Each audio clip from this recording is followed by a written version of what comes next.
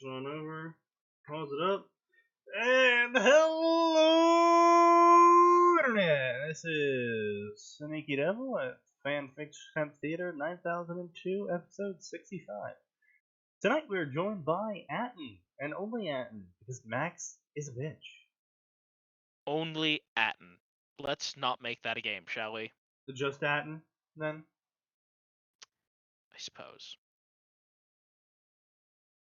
Alright then, so tonight I'm going to rant a little bit before we get started with the readings. And that is because, I'm going to remove that stop time. That's because I read a really awful Naruto story recently. That awful Naruto story. An awful Naruto story? I know. It's shocking, right? That awful Naruto story is, it's called Seeing Red or something. And the basic premise of the story is that it starts off at the exact moment that Naruto, the anime, ends. That is to say, when Naruto goes with Jiraiya onto the training trip. And during the first day of the training trip, Jiraiya stumbles upon Teyua, the red-haired girl who uses a flute, part of the Sound 4, basically only appeared in like 2 episodes. Oh, yeah. She got punked by Shikamaru. Yeah. Just Atin. Yes, thank you, audience. I mean, look, if you guys want that game, it is available for $39.99 per person. Per person. I'll even murder a member of your family for you.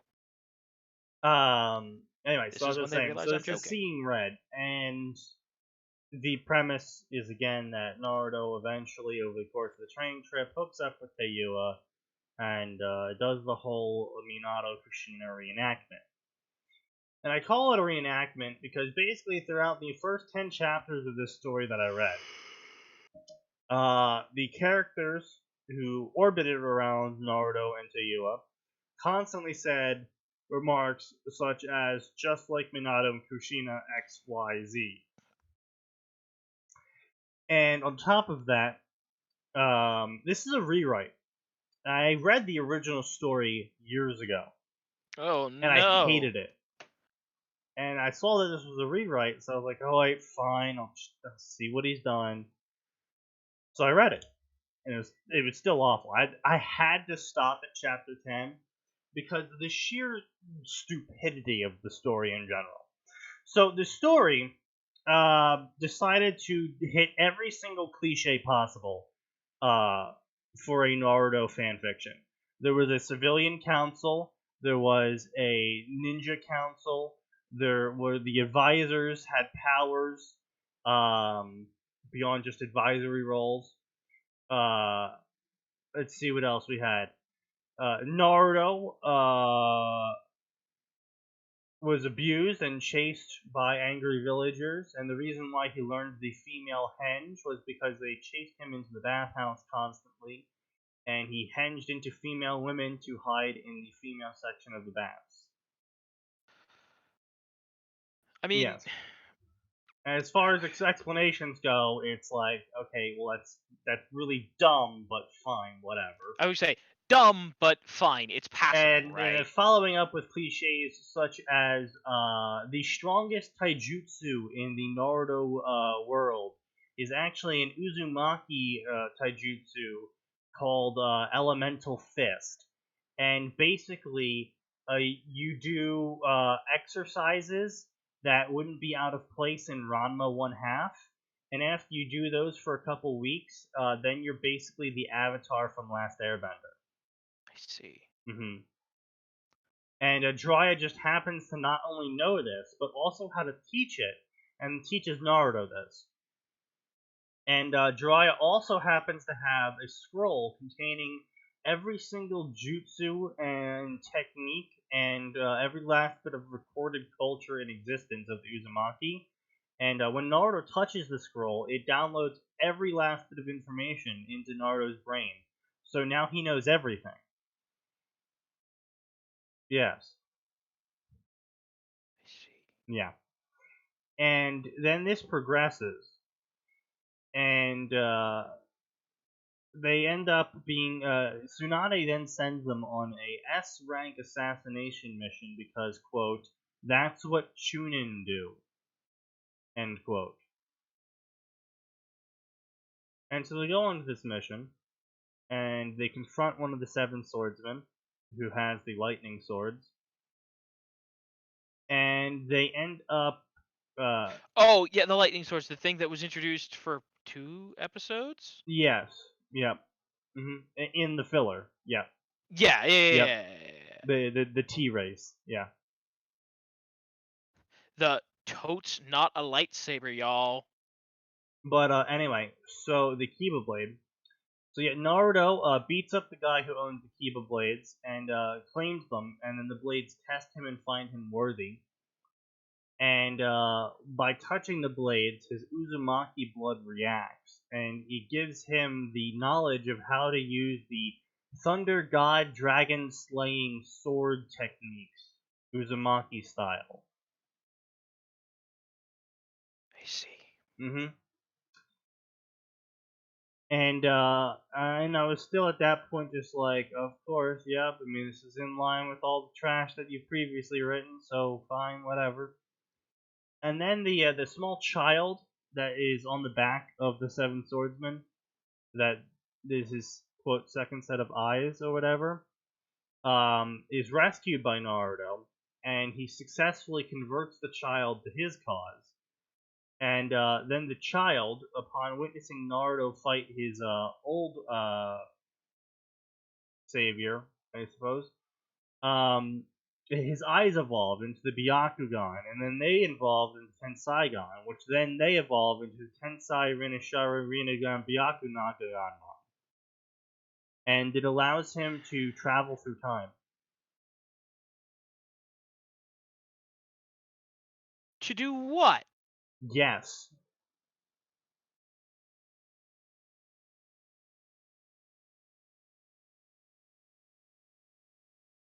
Yeah. And that's why I stopped reading the story.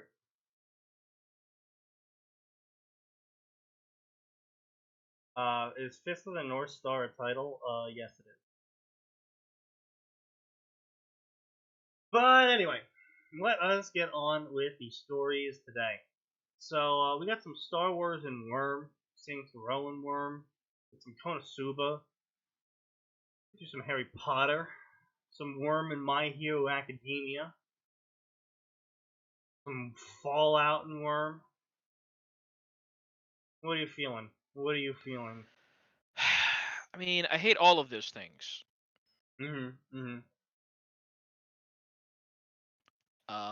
Let's do Fallout Worm. Fallout Worm it is. Alright. And I'll just send this link out to everyone.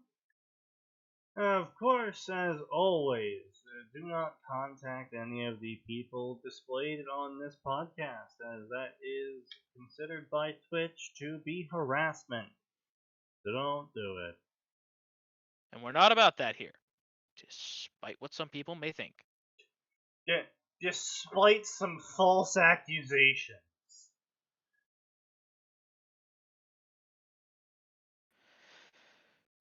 Of which we will speak no more at length because we may or may not be considering legal action with the money that we've earned from this podcast. The massive amounts of money we have earned from this podcast. Listen, I don't know if you guys know this, but we're kind of not a big deal at all. Please God, we need money. So this is Critical Mass, Oh, also known Jesus. as Worm Out. What? What? Yes. None of those make any sense. By our fan favorite author Pseudosim. Also, just a side note, Fallout and Worm doesn't do anything unless you give her like a tinker ability to build some stuff from Fallout, in which case, yeah, I suppose she could clomp around in some T-51B and wreck some houses. But T-51B really isn't all that great compared to most of the stuff that other tinkers have built. Fallout and Worm. Let me just close this tab. Yeah. Honestly, I'm not expecting too much from it, but it is by Pseudosim. I'm on the fence about Pseudosim. He writes a very interesting Magic the Gathering, Jurassic Park, Worm crossover, post Golden Morning. Yeah, I Worm was gonna say crossover. the idea in and of itself is like nonsensical, but I'm intrigued by it. Yeah, but he's like, writing not trash with it, and being that it's like one of the only Magic decks that isn't dead, well, needs must. But anyway, so he decided to start writing a Fallout Worm story, and let's see how it is. I don't expect much from it. Monsters to the left of me, killers to the right, and here I am stuck in the middle with you. I give him minus points for starting off with a song lyric. It's not really the best of situations, is it? Stranded, marooned on this desolate, scorched wasteland, with the only law being what lies at the barrel of a gun. It's hell out there. Hey, Sneaky, you haven't, you still got the curtains down. No, I don't. Maybe my stream froze.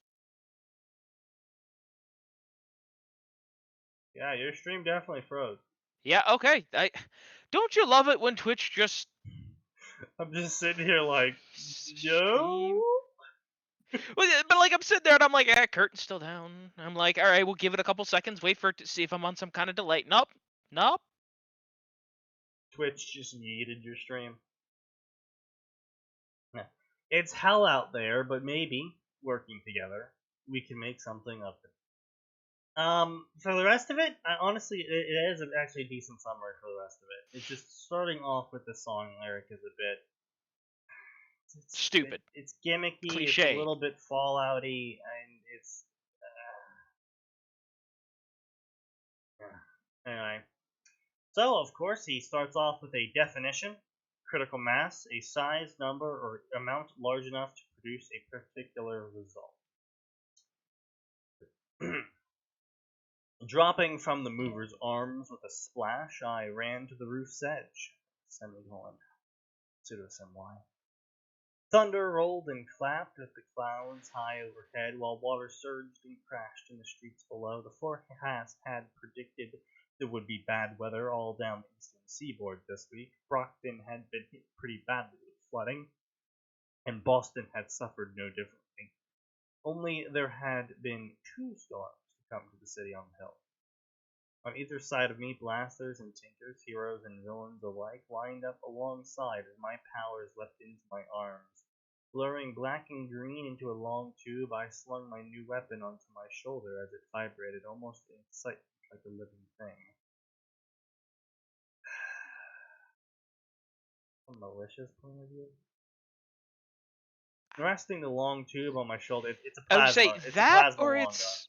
gun. It's a plasma long gun, so either it's Miss Militia. Well, yeah, I was gonna say it's Taylor. either Miss Militia or Taylor's got a plasma rifle. And Or no, more like the plasma caster. I mean, or no, it's, can't be the plasma caster. Rifle.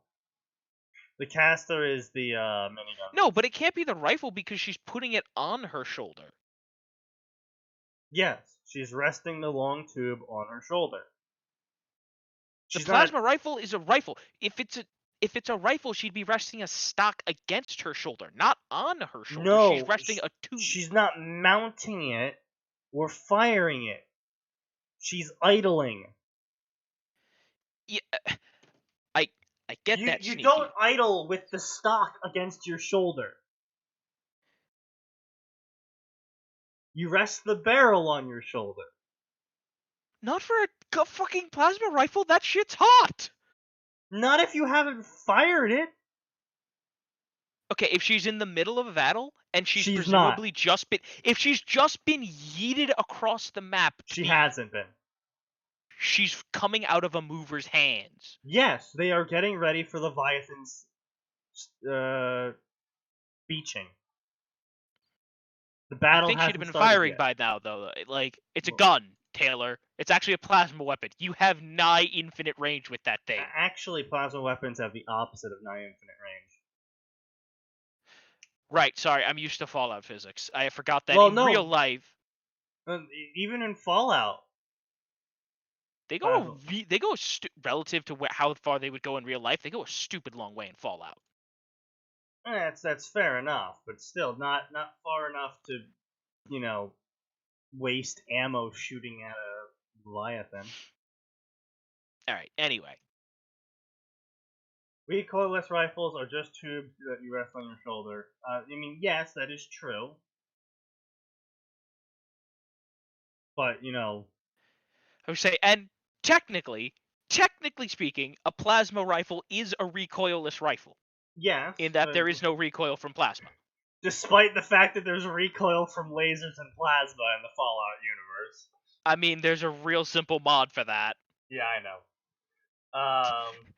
That was just a side note. That was always one of the dumbest. Like, I understand why they put it in because like, oh, we don't want to present a thing that's clearly superior to physical weaponry, but it is. It is like compensate by lowering the damage against armored targets or something. No, actually, it would increase the damage against armored targets. Sneaky, I know that's what it would do in real life. I'm just saying mechanically. Mechanically, you can balance a plasma gun by having it be rare as fuck. Yeah, but they didn't do that. Okay, well then don't suggest stupid fixes to something they didn't implement. Look, original Fallout did it correctly, the end. Yes. Alright, so my point being as to why it's a plasma gun and not a recoilless rifle, it's blurring black and green into a long tube, vibrating in excitement. Black and green is plasma weapons in Fallout. Although I don't remember them vibrating. Obviously when you shot them, but... Yes, well, the author's trying to be alliterative here. So They shouldn't. Countdown to Leviathan's arrival. Hearing her reach 1, a small feminine figure in purple, white armor panels appeared in the center of the field. Small explosion. A promising new ward from New York, now Butcher XV1. So I'm assuming that's Flechette that was taken over by the Butcher. Well, yeah, that's Flechette. Yep. Losing her arbalest in the fighting, she took up the weapon of her predecessor, an oversized bow. So that's another thing I didn't quite understand as to why they gave Flechette this like super tinker tech bow, crossbow, and it's like if her projectiles can pierce anything. Wait, Butcher? Which Butcher? Butcher. Damn it, I'm trying to remember who was Butcher. I know she was part of the slaughterhouse. Nope. She wasn't? No, Butcher is Who part the fuck of the was Butcher? Teeth, and Butcher is the eternal leader. Whoever kills the Butcher becomes the Butcher.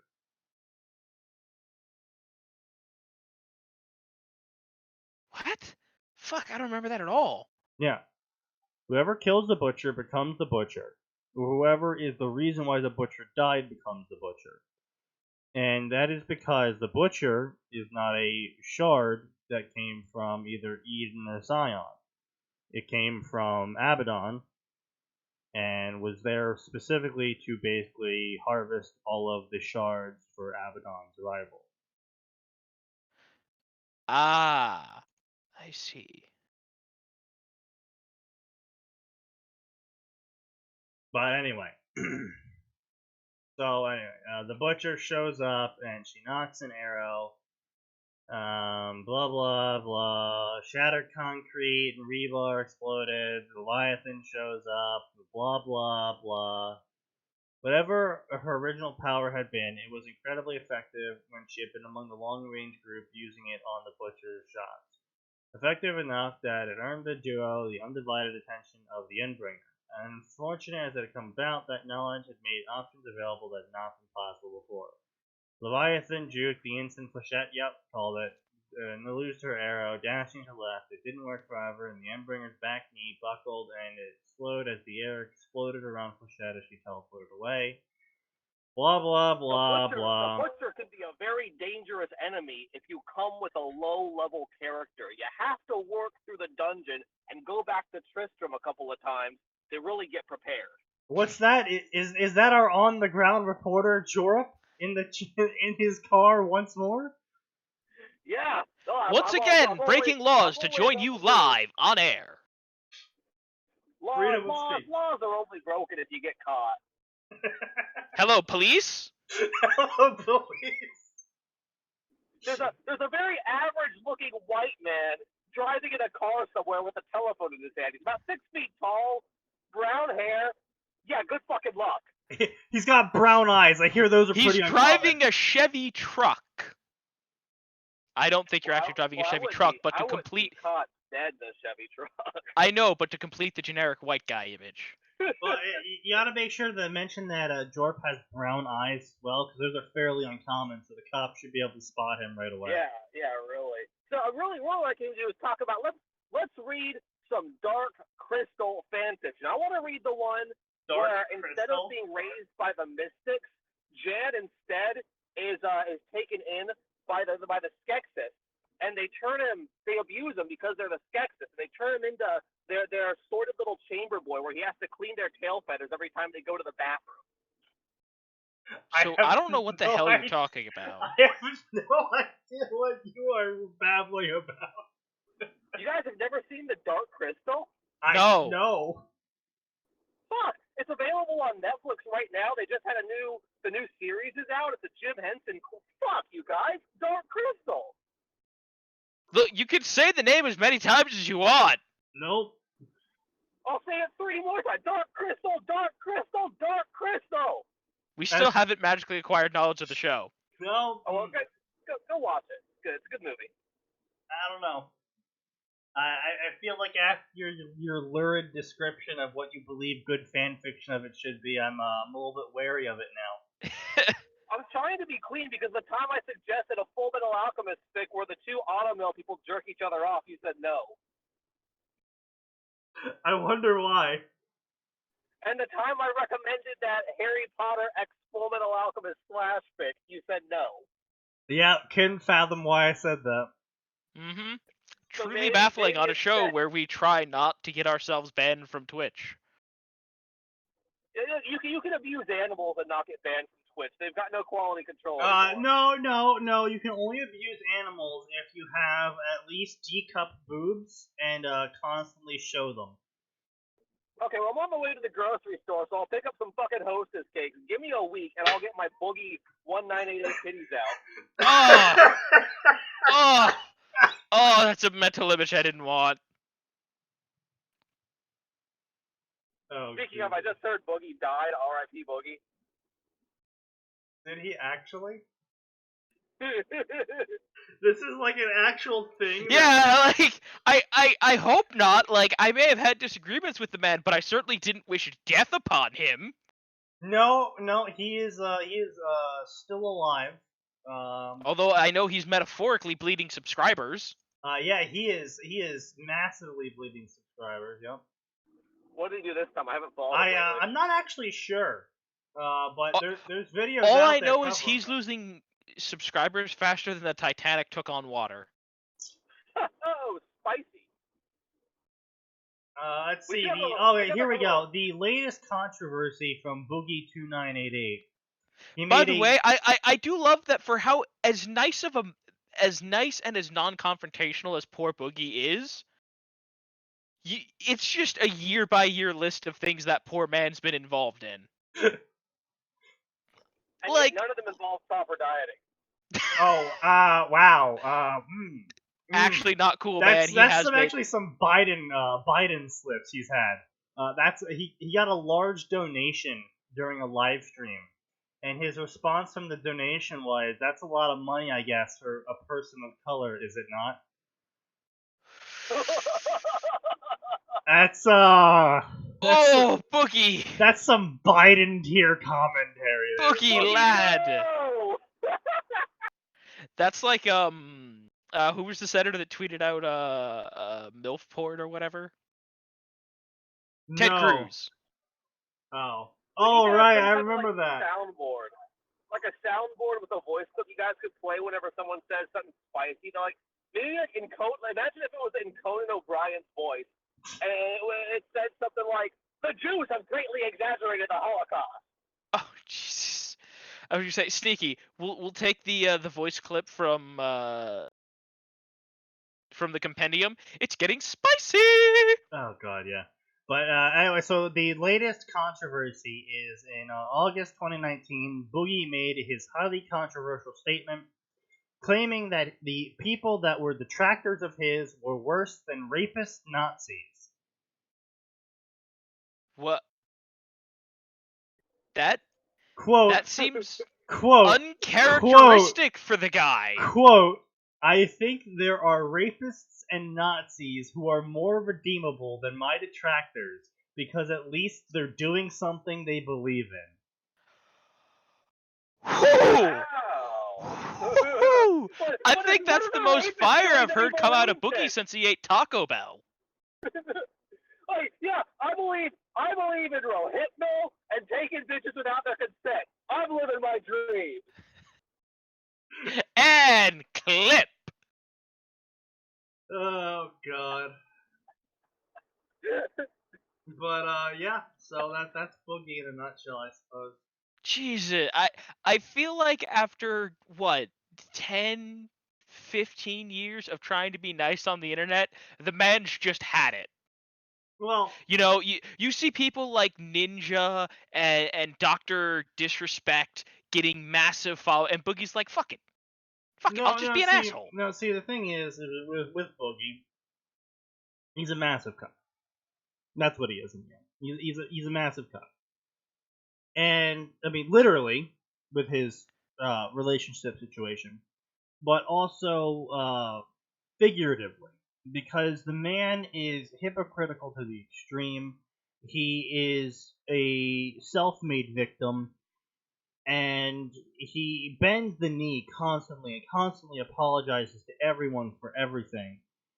And it turns out that he has no pattern recognition at all, because he constantly bends the knee and he constantly apologizes, and it just keeps blowing back into his face, because it turns out apologizing means nothing, and bending the knee just means you're weak. That's what I'm saying. I'm saying, who knows? Maybe the guy's wised up. Maybe he's finally had enough. Yeah, but, the saying is, it's too little, too late. It's just too little, too late. I mean, here's the thing. I would say that's never the case with controversy on the internet. Like we've seen people who are literal nobodies blow up, and sure, they tapers off after a while, but they can keep that. But Boogie made his name being a milquetoast fence sitter who literally had no opinions besides popular opinion and constantly apologized to everyone for everything. And him coming out now as suddenly being angry and fiery and spicy isn't going to win him any fans. Because his current audience wants the milquetoast. And his detractors hate him for being milquetoast. And anytime he steps away from being milquetoast, though, that's just proof that he was never milquetoast in the first place and that he was just pandering, further proving their point. So he's won nothing. As we can see from his subscriber count, he's won nothing. He gets nothing. Good day, sir. Anyway. Yeah. Back to what people are here for. I'm pretty sure people are here for not reading fanfiction. Honestly. I mean, I don't know. Jorp, why are you here? Oh, well, because gosh, that's a good question. I wasn't prepared for that one. See, let me turn to my collaboration of Jew writers for a prepared statement. Well, I come here because it's a brilliant social political podcast commentary on the modern state of fan fiction with a level of spice thrown in. You've got conservative voices, liberal voices, maybe a couple libertarians, but they're all retards anyway. And they all come together to share their love of anime while constantly getting off the topic to talk about politics and fat people who can't shut the fuck up on the internet. Well, when in actuality, that's what the fans really, really like. They like to laugh at the fact that we're all drunk and stupid. Hey, you This is forgot the true. most important thing in there. Our love of anime and Jesus. Oh, I forgot. Jesus. Shit. That's the Jew in me coming out. No, the Jews can't forget Jesus. That was the problem. They want to. Anyway. God damn it, Pseudosim. Colon, comma, Eidolon, period. Anyway. What, you're so... not going to throw it a question mark? Maybe an apostrophe? Parentheses? Maybe fit a couple more in there, yeah. Wait, with that all in mind, I gotta get in here to the fish market and buy some fish before they shut down. They only shut down earlier than the rest You of the go grocery beat your store. fish. So you We'll be here. Yeah, you guys get back to your Dark Crystal fan fiction. Have a great rest of your evening. See ya, Jorp. See ya! Have fun with your fish sticks in your mouth. Oh, baby. Fish dicks in my mouth all day. Oh, God, they're gonna clip that. I said sticks, but yeah, sure. Go ahead. I was just quoting South Alright, Park. well, thank you very much for our on-site reporting, Jorp. We appreciate your constant random input. Try not to get killed by Dorian. I'm in Ohio now. Yeah, hey, man. It's a vengeful hurricane. Omari! Dorian teleports How behind dare you. leave the motherland? Nothing personal, kid. It'll stop at Lake Michigan to refuel. Just the whole hurricane just teleports straight onto Iowa. Teleports behind you. Why isn't there a video game now about like that, like where you play as like a hurricane? It would be like a Katamari Damacy type game, maybe, where you just play as a hurricane. I somehow feel like that would be in poor taste. Yeah, I feel like people might get upset by that. Let them. Fuck them. Don't you have fish to buy? Yeah. Yeah. All right. I'm gonna go in here. We don't want you to miss your dinner. Massacre RPG and buy fish. I want you to miss your dinner. All right. See ya. Forceful disconnect. Alright, well, I always love hearing from our on-site reporter. Indeed. Anyway, so, meanwhile, the punctuation is going out of its mind as Pseudosim is just throwing in semicolons, colons, commas, and periods, just wherever he damn well pleases. And Leviathan's being hit by powers. And, let's see. People are fighting Leviathan. And, yep, just normal for a Leviathan fight. Yep. Lasers. I assume there's nothing special happening. The black and green was a rocket launcher. So she unleashed a rocket. Okay. So And, we were both so Yep. I was right in that it was a rocket launcher. No, you didn't Not say a rifle. rocket launcher. Well, I said it wasn't a rifle.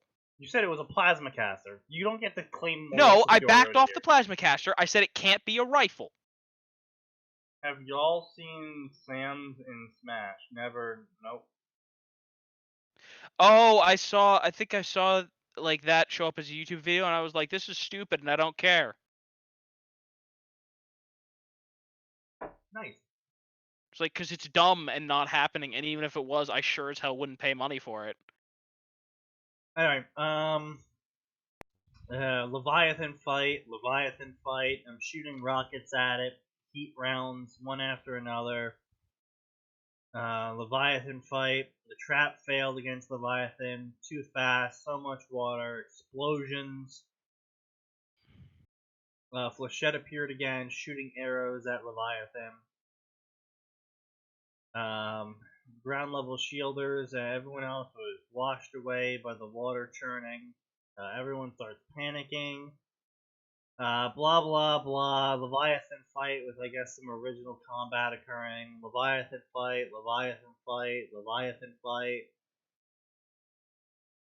Leviathan's unnatural. Leviathan fight. Leviathan. Hey, do you think Leviathan fight. we're fighting Leviathan, guys? I think we're fighting Leviathan. Jesus Christ, the only way we could fit more Leviathans in there was if Shepard was asking what we knew about it. Exactly. Main character is convulsing, My name is sucking in Commander breath. Shepard. This is my favorite Leviathan in the set. This is my favorite Leviathan in the Citadel. Wait, what? Oh my me! My name is Shepard, and this is my favorite Leviathan in Brockton Bay. Wait, Sans in Smash is real? Look, it's not real. Do not know this was a thing. It's not fucking real. They literally just announced Terry. Ladies and gentlemen, they don't know. I refuse to believe it's real. Okay, no. He appears in Super Smash Bros. Dream as an assist trophy. What? First of all, what the hell Wait, is this Dream? is from MSN. Ah! After today's Nintendo Direct, Super Smash Bros. Director Masahiro Sakurai showed off new features in the game like Banjo-Kazooie, the return of Home Run Contest, and a series of outfits for Mii fighters, including Sans from Undertale. Okay, so it's still not real.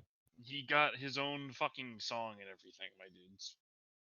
Well, I assume it's Megalovania the only redeeming part of Sans. Yes. He is not playable per se in the game, but he can be used as a costume for the customized Mii fighter for Gunner. A lot of people are just taking that it's just him, because of course they are. Well, Yeah, like I of course said, not. I knew he wasn't in. Oh, okay, let's see. The other custom outfits for the Mii fighters include 2 Team Rocket costumes, male and female, Mega Man X, and it looks like a Gundam. What? What? Yeah. Here we go. Oh, so here we go. The Sans Gunner costume is purchasable for 75 cents, and it comes with a special remix version of Megalovania made by Toby Fox for the game. Other costumes costing 25 cents include references to Mega Man, Mega Man X, Legend of Oh, yeah, Missile no, I Ninja, see what you're and talking about. It's not a Pokemon. Gundam, that's just Mega Man X. Yeah. It's Zero. Alright. Now that we've cleared that up, we can go back to the Leviathan fight.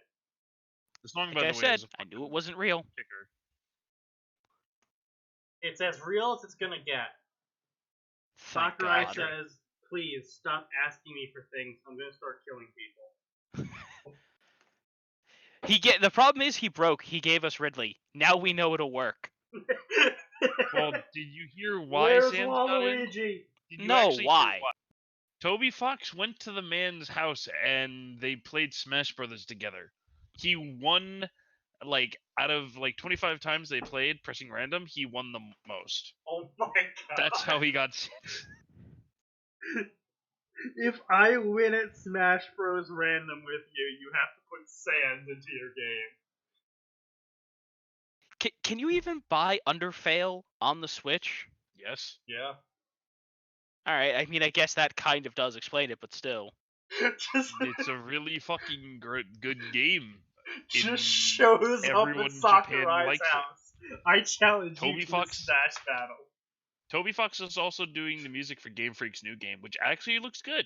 Alright, that explains a bit more than him randomly flying to Japan and just being like, I challenge you to a duel. Oh, Yeah, no, he like lives I in pictured Japan him now. just strolling up to Sakurai's house like, you, me, randoms, let's go. He lives in Japan now. Oh, does he You guys really? know that, right? Oh. Okay, but that still doesn't fix the strolling up to his house thing. Yeah, like, see, now that I know that there's a commonality where they both might have met at some sort of Nintendo meeting. Because Oh, no, before, Sakurai we're just took like, him to his house. before, we're just like Toby Fox just strolling up to Sakurai's house. Let's go 1v1, punk. Well, no, it's more like the montage thing, because it's gotta be proper Japanese, because you're going to Japan, so, it shows him getting on a plane, bandana flapping in the wind, intense look as the music plays as the plane flies there. What is this fucking Duel Monsters tournament arc? Yes. Hey, you leave Duel Monsters alone. No, I'm kidding. Keep poking fun at it. Anyway, let's Which Duel continue Monsters are we with this talking about? Worm The shitty Fallout card game that was crossover. a joke off of We're not listening that to you shit? anymore. Yeah, I am kind of annoyed that people are like, "Yay, Sans," and nobody's excited about an actual fighting game character. Of Oh course no, not. everyone's happy for Terry. It's just, no one actually fucking expected Sans. Rightly so. Yes. Anyway, so Leviathan fight with the main character possibly being Miss Militia. Salt and iron flavored saliva. I mean, at least Miss Militia's a decent choice for Fallout. Yeah, possible. Anyway, so blah blah, large green lizard the size of a horse crawled out of the water. Wiping my mouth, looking around, Leviathan's exit had shattered the capes. Blah blah, murky water, blah blah. I locked onto a sphere and pulled the passenger up. Yeah, it looks like to be like Miss Militia because her gun turned into a staff. Anyway, so she's rescuing people now. Explosions are happening in a different area.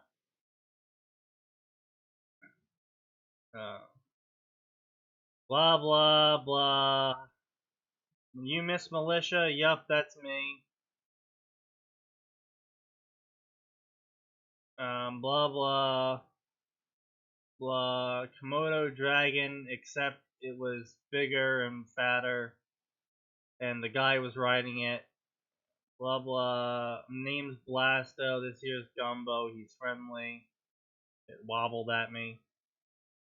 Blah blah blah blah. Legends down. I'll skip to the point. I need your help. I've been following the fighting.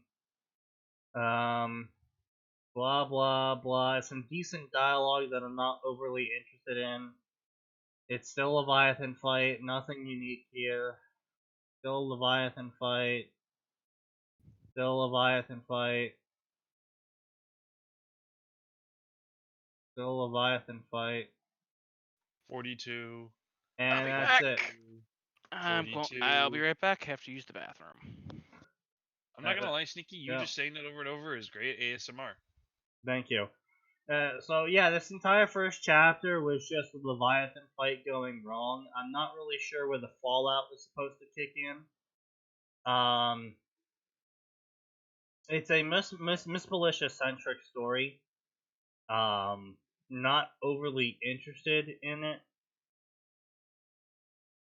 Because again, the whole thing with Worm crossovers is typically that Taylor gets mixed up in it. Well, A, because she's the main character, but also because she is used as the crux for the crossover occurring, so she gets powers from that crossover, or etc., or she ends up being sent into that crossover. But I mean, I suppose a Miss Militia being sent into the Fallout verse crossover would be readable. And I do appreciate the author for giving us a backstory before we get into the crossover part, but the first chapter is nothing but a Leviathan fight with some decent dialogue in it. And that's it. It never actually gets to the crossover part, which you should always do in your first chapter, because while a good setup is always nice, the key draw of a crossover is the crossover, and you lose your audience very quickly if you do not have the key draw in the hook. It's sort of the best way I can metaphor it is it's sort of like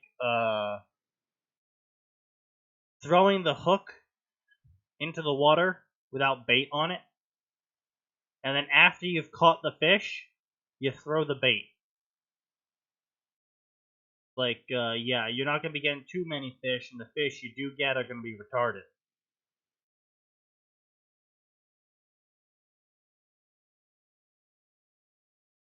But that is not the point. The point is, we're done because that was the first chapter, which means we move on to something else that is not Worm and is not Fallout. Which means it's going to be one of these stories. Let's see. This one. Warhammer Ruby. Oh, I'm sure this will go great.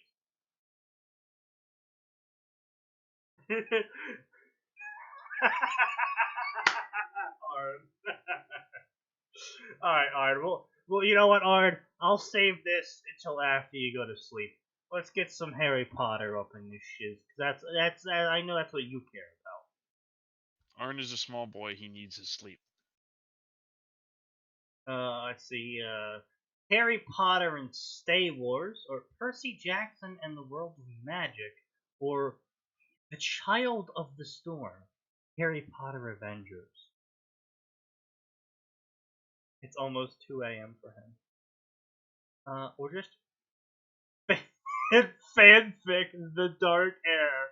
Alright, I can't not do this one. Ah, boy, here we go.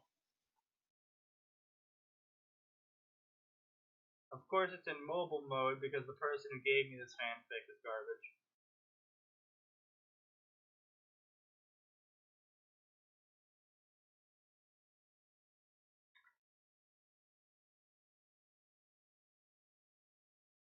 TJO, do it, coward. No. Lily Evans times Harry Potter. Yeah. Yeah. Yeah. This is happening. The Dark Heir. When Lily Evans receives a mysterious letter, she did not expect her fate to be sealed to a dark secret. She would then carry on to give birth to the greatest wizard to be born since the days of Merlin. What she did not know, however, was that the dark secret could either destroy or save the world. For the Dark Lord has given her a dark heir, and his heir will decide the fate of the world. Lily Evans times Harry Potter times Daughter of Riddle. Okay, Well, so I'm gonna write that forever.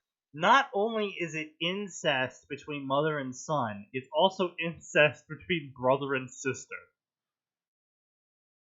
This is Alabama's dream fanfiction. It's so. Jesus Christ. The premise, it sounds familiar. I wouldn't be surprised.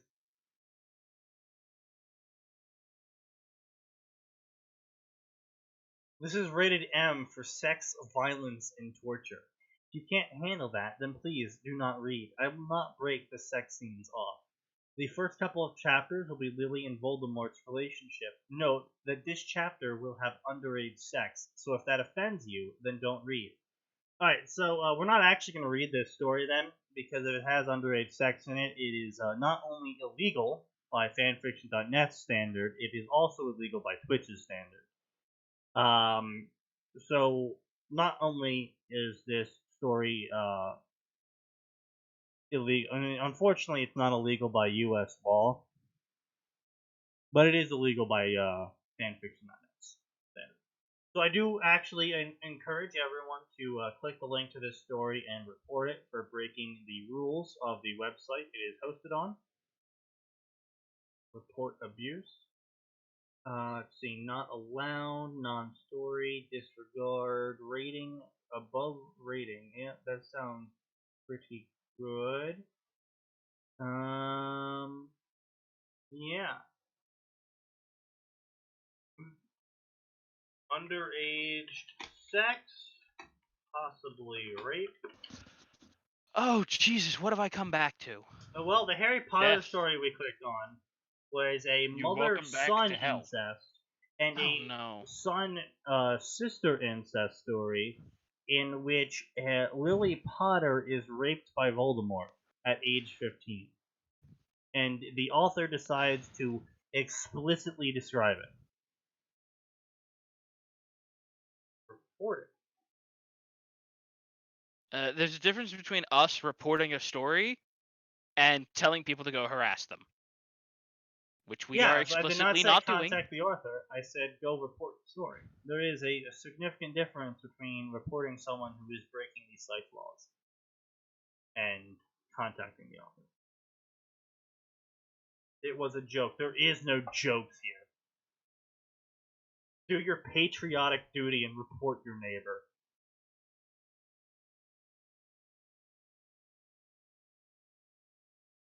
I don't know if that's a patriotic duty. It's a joke, you dumbass. With you, I have to be sure, okay? Anyway, let's see. Let's see here. Way to blow Potter? No, we're not. No. Let's see. Harry Potter. Letters not mailed. Blood of the Phoenix. That sounds properly edgy.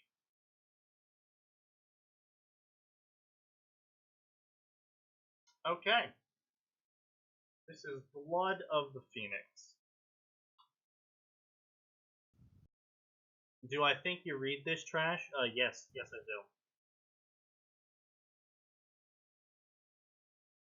do. Blood of the Phoenix. A unique visitor during the summer rewrites Harry's world and sets him on the path of Voldemort's destruction. Takes place during Order of the Phoenix. Original character times Harry Potter. Romance adventure. Chapters 69. 5,300 favorites and 3,200 follows. Status completed. Oh boy, it's wall of text, my favorite type of wall. My favorite type of wall is corrugated steel. Sneaky. Along the southern border. Of Alabama, keeping us safe from Alabama. Truly, they are doing their jobs. Wouldn't it be on the northern border of Alabama then? I mean, not for you. I'm in Vermont, so yes, for me. No, Vermont is part of the South, Sneaky. That's because that's where all the hippies are. Uh-huh. Never mind the fact that the South is one of the most red parts of America. It's where all the hippies are. They balance each other out. I don't own Harry Potter. If I did, there would be more Harry times Guinea action. Author's note. And this is why you don't own Harry Potter. This is my first Harry Potter story ever. It takes place during the 5th book. It features Harry Potter and self-insert OC and a Harry Potter Ginny Weasley friendship. It's a very, very close friendship, if that helps. As a huge Harry and Ginny fan, I feel the only person better for Harry Potter is me. Alright, so just pointing out problems with this. Author, you shouldn't be telling us when your book is set. No, it's fine. No, it's something that should simply be established via context. Well, yes, that's true. However, I have no problem if the author wants to say inside their author's note, guys, this is taking place during, book 5 or whatever. That's fine. Look, I just think part of that is bad writing.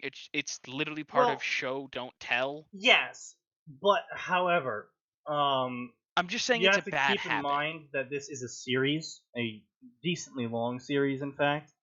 It's one thing if it was like, I don't know, fuck, what's a good series you can break up? I don't watch too much anime. What are you doing with your life if you're not watching anime? I mean, besides anything more important than anime, which is everything. Fucking hell, man. I don't know. Maybe it's Fate Stay Night, and it's taking place on the third day in, so everything before the third day was canon. That at that point, I'd be like, okay, yeah, just show it. Don't tell us. But you know, Harry Potter's got 8 books in it. What, 7 books or whatever? Technically 8 now. But you know, you get my point. Harry Potter's got a decent amount of books in it. It's like if you're writing Drizzt fanfiction, and you're like, guys, this is taking place during the Icewind Dale trilogy. It's like, okay, now I know where to place my marker for what I expect Drizzt's character to be. I mean, I get what you're saying. Can you imagine if published books came with these introductions? I mean, they do. It's called the author's word. Most published fictional books have like some sort of foreword where the author's like, "Oh, I dedicate this book to my wife or my daughter or my dead you act aunt." like anyone in fanfiction is Yeah, actually but that's ever gonna get completely one. different than. And I was inspired by, you know, the works of Brandon Sanderson, and this came upon me one day when I was shitting on the toilet, and like I have seen forewords go everywhere from "Thank you, family, for supporting me" and forward to 5 pages into the foreword, and the author's still telling this story about how one day when they were looking at a cloud playing with their daughter, they had an idea for a fantasy world, and through the encouragement of a dead friend who had to fight cancer by being, you know, turned into a microscopical organism, where it's just like, okay, author, can we get to your story?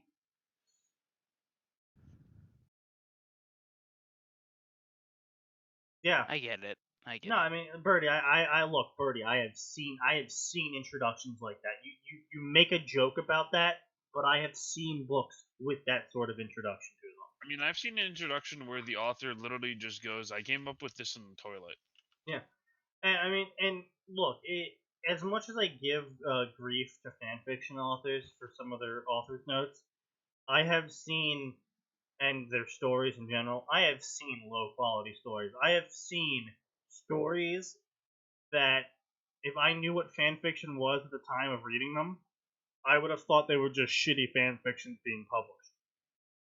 Because they were crap tier. They were low tier garbage stories. And that's just how it is. Sometimes a story, because the person either knows someone or, you know, camped outside the publisher's home for 5 weeks, and the publisher published their story simply to get them, you know, away from their home. You know, I get you.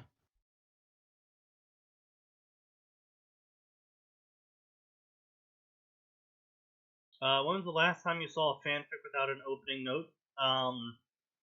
What was the last chapter I read? I mean, opening notes are fine in fanfiction. It's The just the way story they're I'm actually currently reading called Wild Wolf, a Rama 1/2 Game of Thrones crossover. It doesn't have any author's notes at all. So, Harry Potter was having a bad day. No, make that a bad week. No, month. No, year. His high spirits at the time were on the school train with his friends had evaporated immediately upon entering his uncle's car, and the melancholy of having witnessed the death of Cedric Diggory and the return of Lord Voldemort to the power had returned. Okay. It's a very interesting sentence, author. On the journey from King's Cross, Harry had been forced to listen to his Aunt Petunia alternate between praising Dudley for his newfound athletic talent and a self-satisfied diatribe against the smelting school nurse, when that wasn't the talk of the car, his Uncle Vernon was sadistically reeling off a long list of chores which he would be expected to complete over the summer and the rules he would be forced to live by, including, but not restricted to, a ban on anything Harry found enjoyable. I mean, to be fair, that's pretty like Uncle Vernon to do that shit.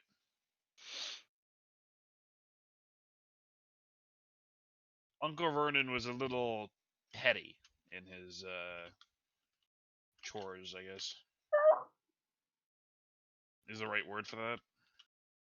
You could use words like that, you could. Harry nodded and agreed with the restrictions his uncle was putting in place.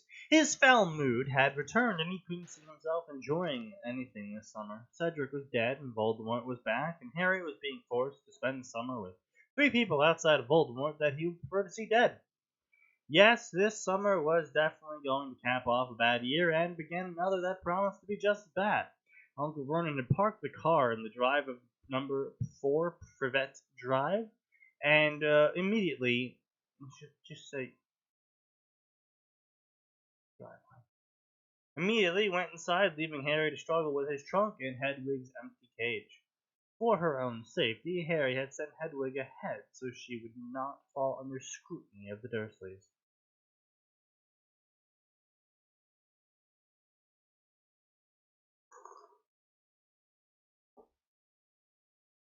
Harry made sure to thump his trunk heavily on each stair as he dragged it up to his room. He blatantly ignored the way his uncle's purple face appeared around the living room door and shouted at him to be careful. All Harry wanted to do was lock himself in his room and fall into bed. Though he didn't want to, he knew he would simply lie there thinking about the events of the previous year. He shoved his door open with a thump and came to a startled halt just inside, for sitting on his desk gently stroking his owl was a young woman.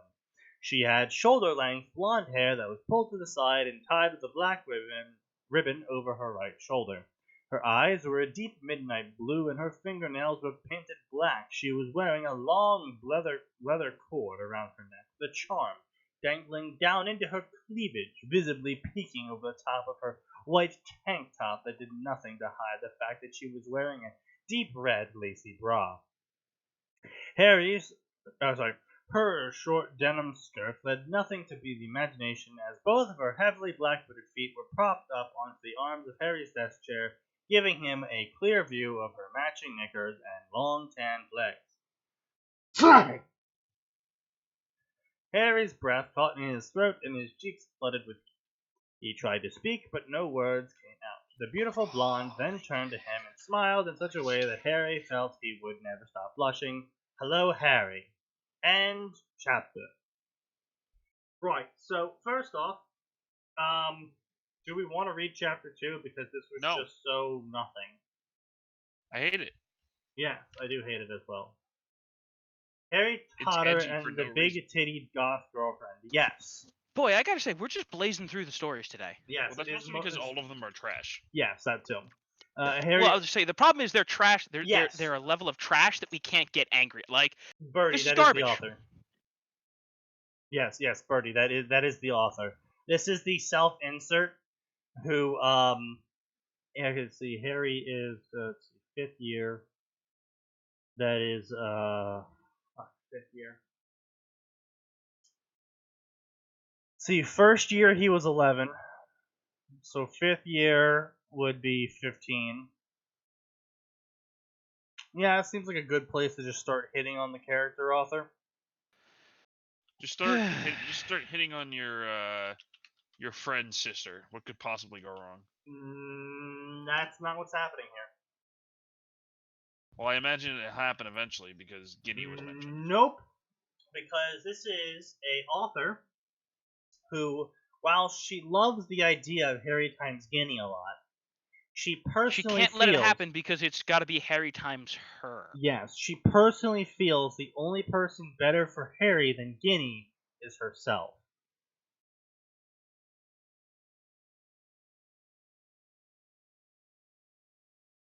He's 14 currently.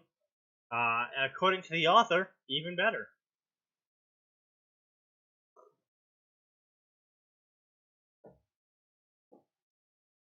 Yep. So do we want to bother with Chapter 2, where we will really get into the real garbage, or are we just going to move on? Can we just move on? It's up to you. I don't see a point.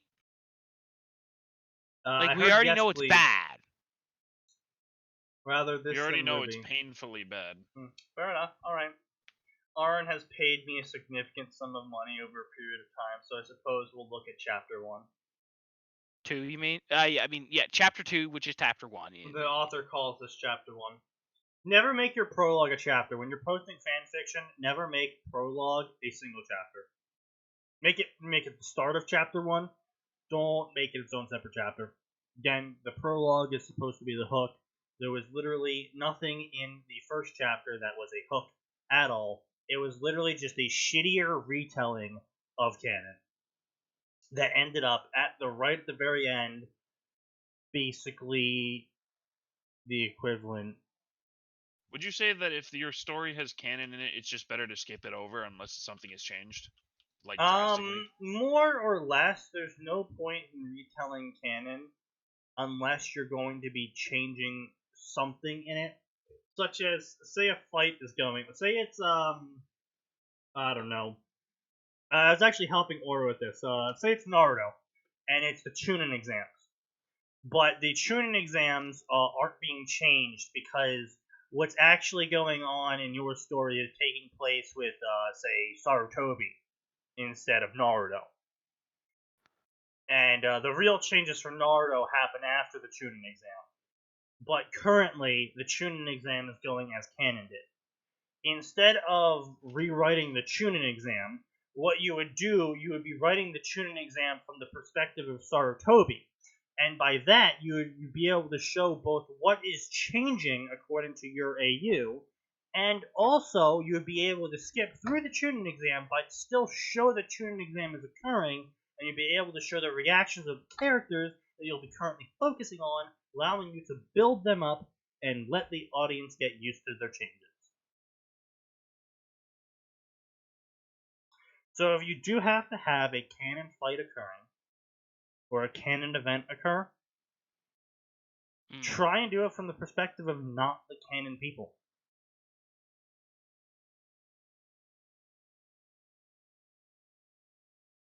I'm invested in this train wreck. The hook is the goth titties. I mean, I suppose everyone has their thing.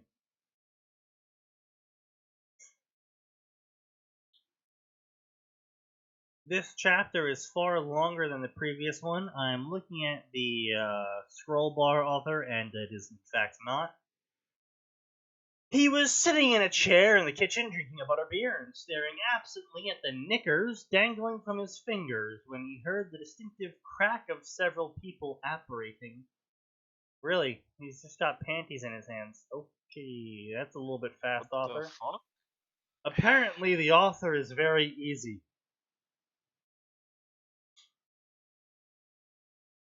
Interesting. Had he not in that moment remembered that Guinea and only Guinea had thought to let him know he was being rescued, he might have found himself in a position even harder to explain than the one he was currently in. His current one being sitting half naked in the kitchen with nothing but a pair of very nice fitting jeans, or so he'd been told, and a wand strapped to his arm in a holster. He tried not thinking about the knickers. Yes. It makes his ass look very defined. Yeah, I was gonna say the author's trying to say she likes Harry Potter's butt. You're earlier than I expected, he said simply, getting to his feet and casually pocketing the knickers. Then he smiled brightly. Hey, Jin. So the AU of this story is that Ginny broke the cordon of contacting Harry to tell him that he was being rescued, and that saved him in time to not being seen that he was having sex with the very easy original character self-insert.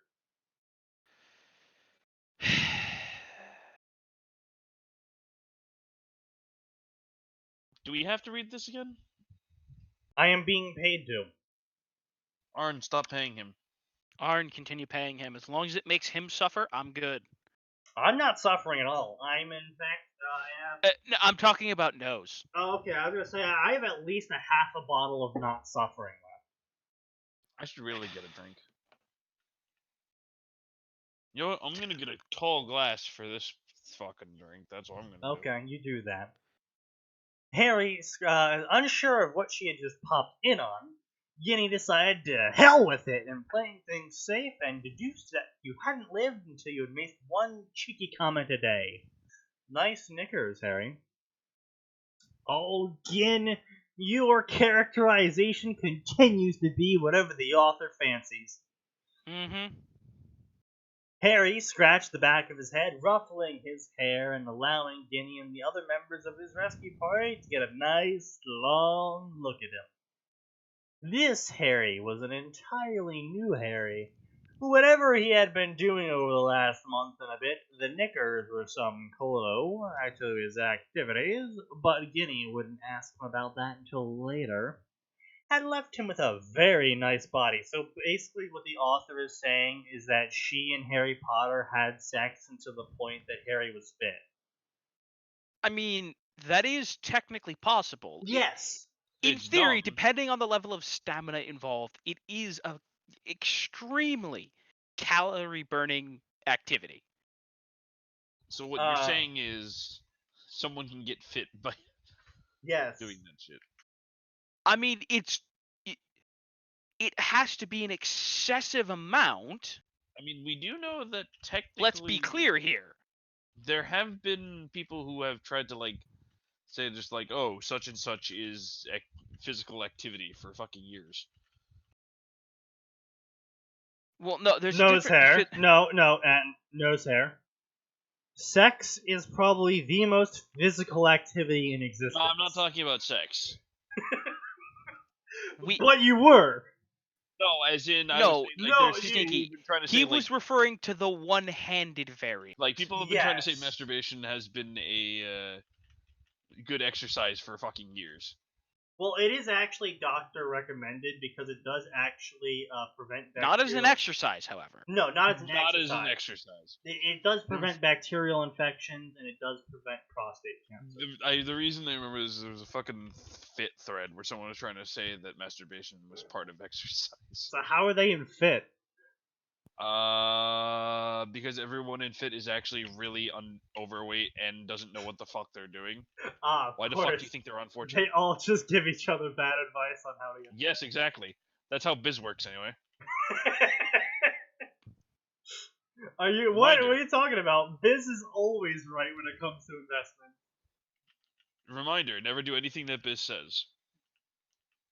Just don't. It's a bad idea.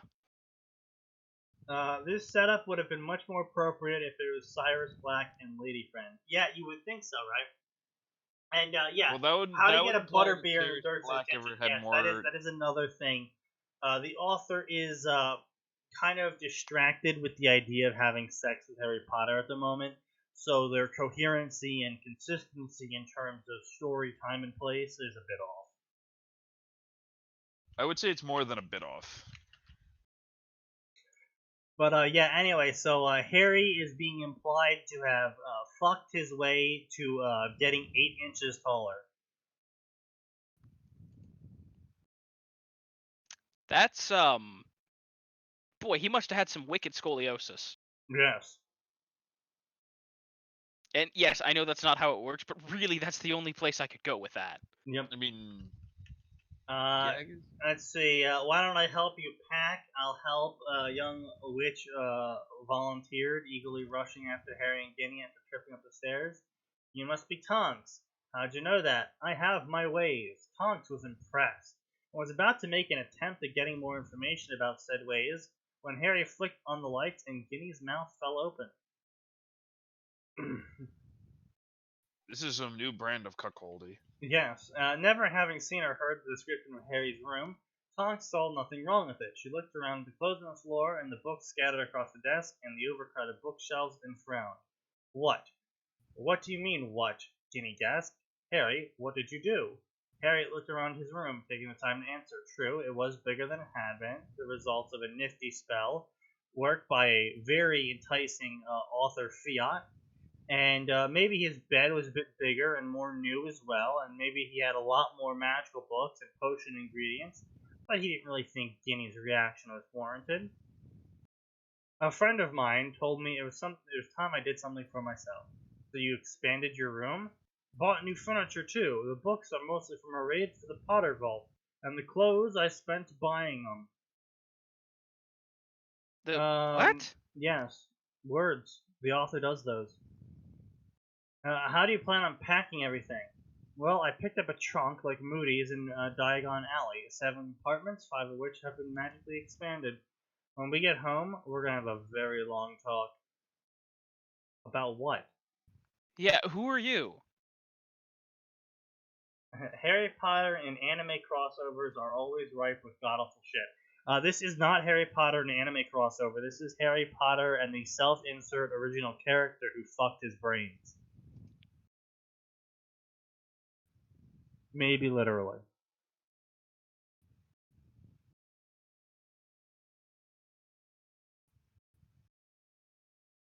Anyway.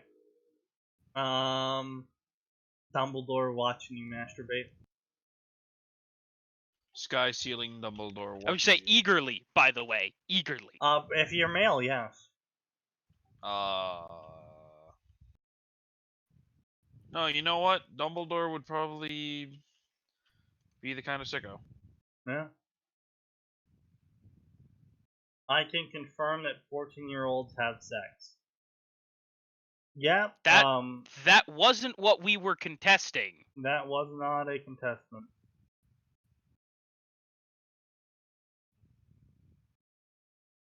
No. 14-year-olds have sex. We can tell by the fact that they can do so, which means that at some point in our evolutionary path as humans, that was found necessary.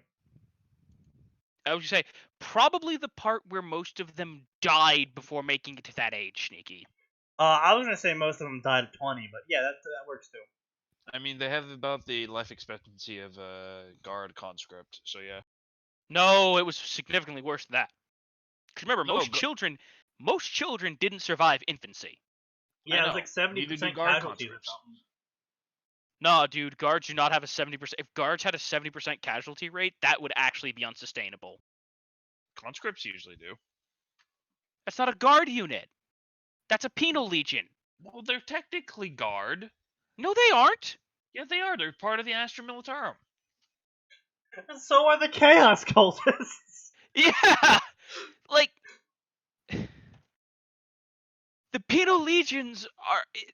That's like saying Australia in its original incarnation was part of the British Empire. It was, though. It was a British colony prison thing. It was a prison colony. It didn't have rights. You were sent there to die. And then turns out everyone there was just like, actually, this is pretty nice. Rather, not really pretty nice, just, well, we can live here. No, more like they just kept on not dying, and British eventually was like, fuck it. We can work with this. I think that was the only time Britain ever accidentally colonized an area. Lads, we accidentally colonized it.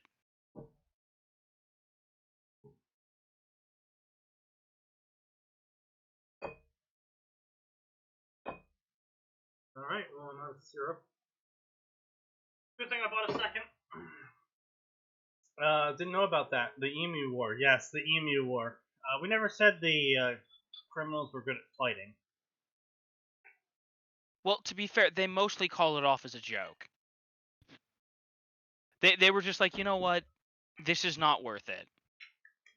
So the emus win. Like, if they'd actually gotten their act together, the emus would not have survived round 3. They wouldn't have survived round 3. This is a best of 3 fight emus. You know what they should have done? They should have live streamed it. It was no. No, he's right. They should have live streamed it. The emus should have. They could have put it up on World Star, man. World Star Hip Hop. How did the emus survive round 1 and 2? Australia. I would say by them not being prepared in the slightest, essentially. Also, I mean, have you seen an emu? They're like the size. They're like half the size of a jeep, and their claws can pierce armor.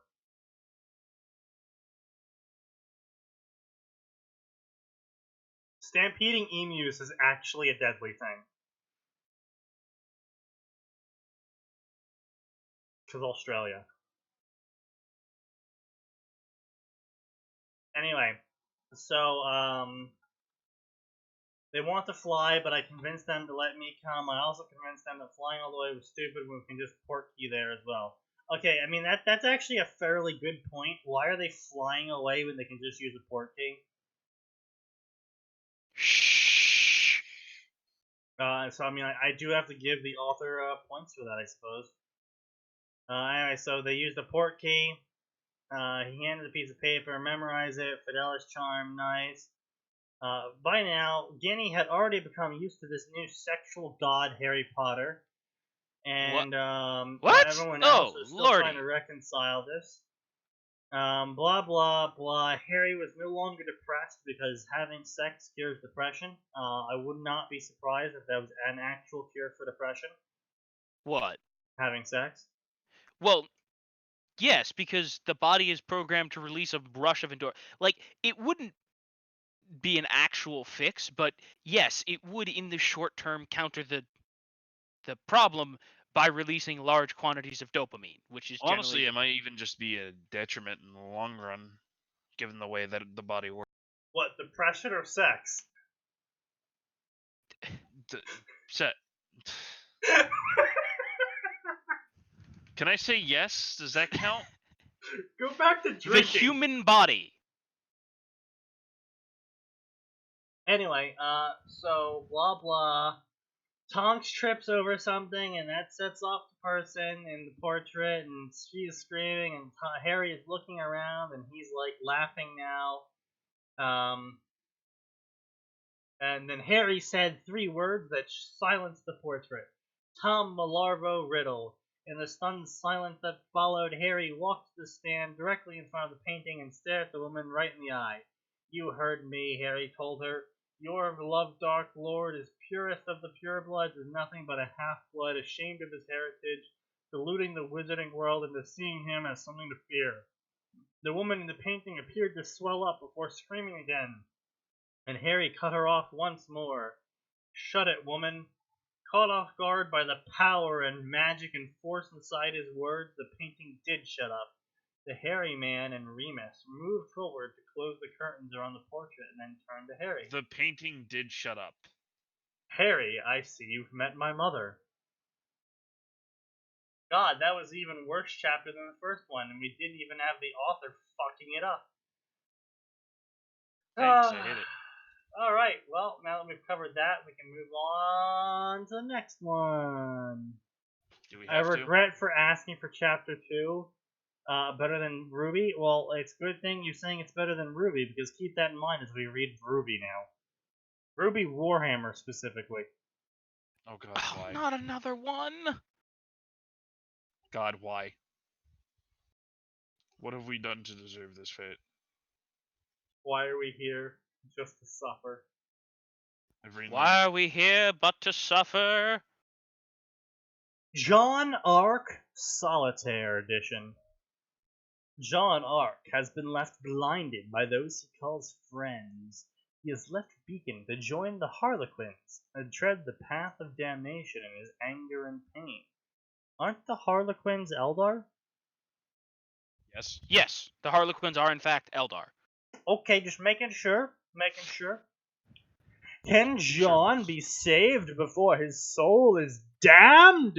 Or will he be left to she who thirsts?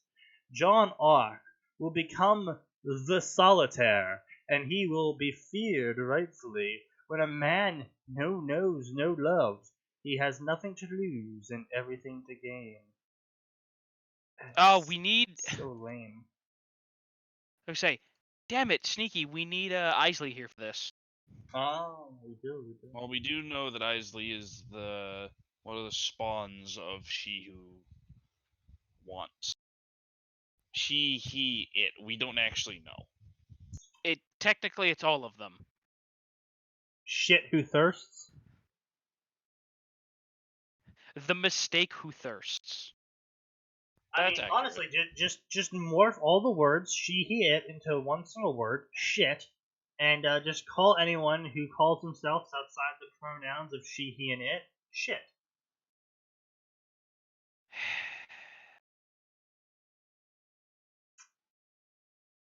Author's note. For this story, I'm taking the Harlequins of Warhammer 40k and Also, I putting guess this. If I don't know for sure, but I'm gonna take a wild guess that the solitaire is like the incarnation of whatever the laughing god of the Eldar is. No, I believe in this instance, basically, Harlequins, Joker, card deck, Solitaire. Well, It's a card motif. The author's trying to be clever. okay. I was gonna say 'cause it's not how it works, author. Yes. I'm taking the Harlequins of Warhammer 40k and putting a twist on them. Instead of Slanesh, it is actually Salem who thirsts. Yes, Salem is very thirsty. Well, I mean, I mean, we saw some stuff, man. I mean, all I'm saying is there weren't Faunus before humanity got wiped out, and there was Faunus who after humanity got wiped out, and Stop. all that was left after humanity got wiped out was Salem and some animals. Stop. Technically, he is correct. I know he's correct. That's what's terrifying. But I'm sneaky, just sneaky. saying. Be fair. Be fair. It could have been Ozpin with genetic editing via magic. No, but we see Faunus. Yes, but you see, Ozpin has a boner for Salem. That doesn't mean he's also lived for 3,000. You're telling me that not once in his time as a teenage lad he didn't go. So cat. Oh girls. no! Remember, in the flashback, we did see Ozpin have several families. Again, that's what I'm saying. Like, you're telling me Oddly at no enough, we never saw a flashback where Ozpin had a Faunus family or a Faunus host. Yeah, sneaky. We also never got any halfway decent writing from that entire season. Just think about it. Maybe Ozpin's racist. Lived 3,000 years and never pounded pussy. Sneaky never once became a Faunus. Racism. Please die. There is some racism going on here. I will Please not die. stop canceling Ozpin until he has inhabited at least 50% of Faunus. Stop. Jeez. You know, he's pretty misogynistic too, only ever reincarnating into guys. Cease this immediately.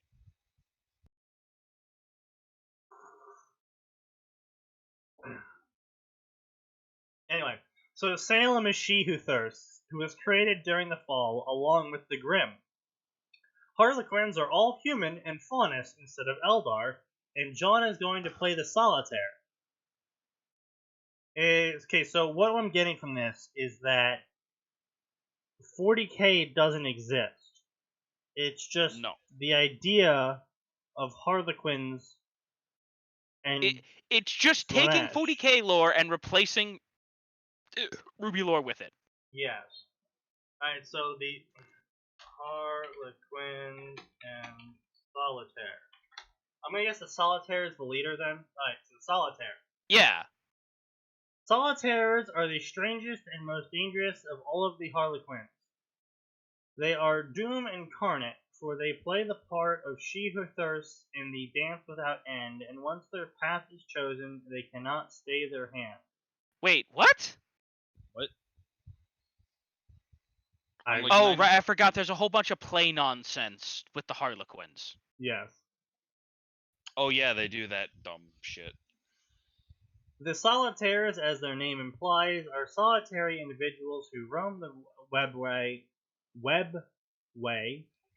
only joining a Harlequin mask for a battle or performance when the fancy takes them. So basically what they're saying is they channel Slanesh during these events, specifically so no one else has to. and from that they gain lots of power, but also they damn themselves doing so.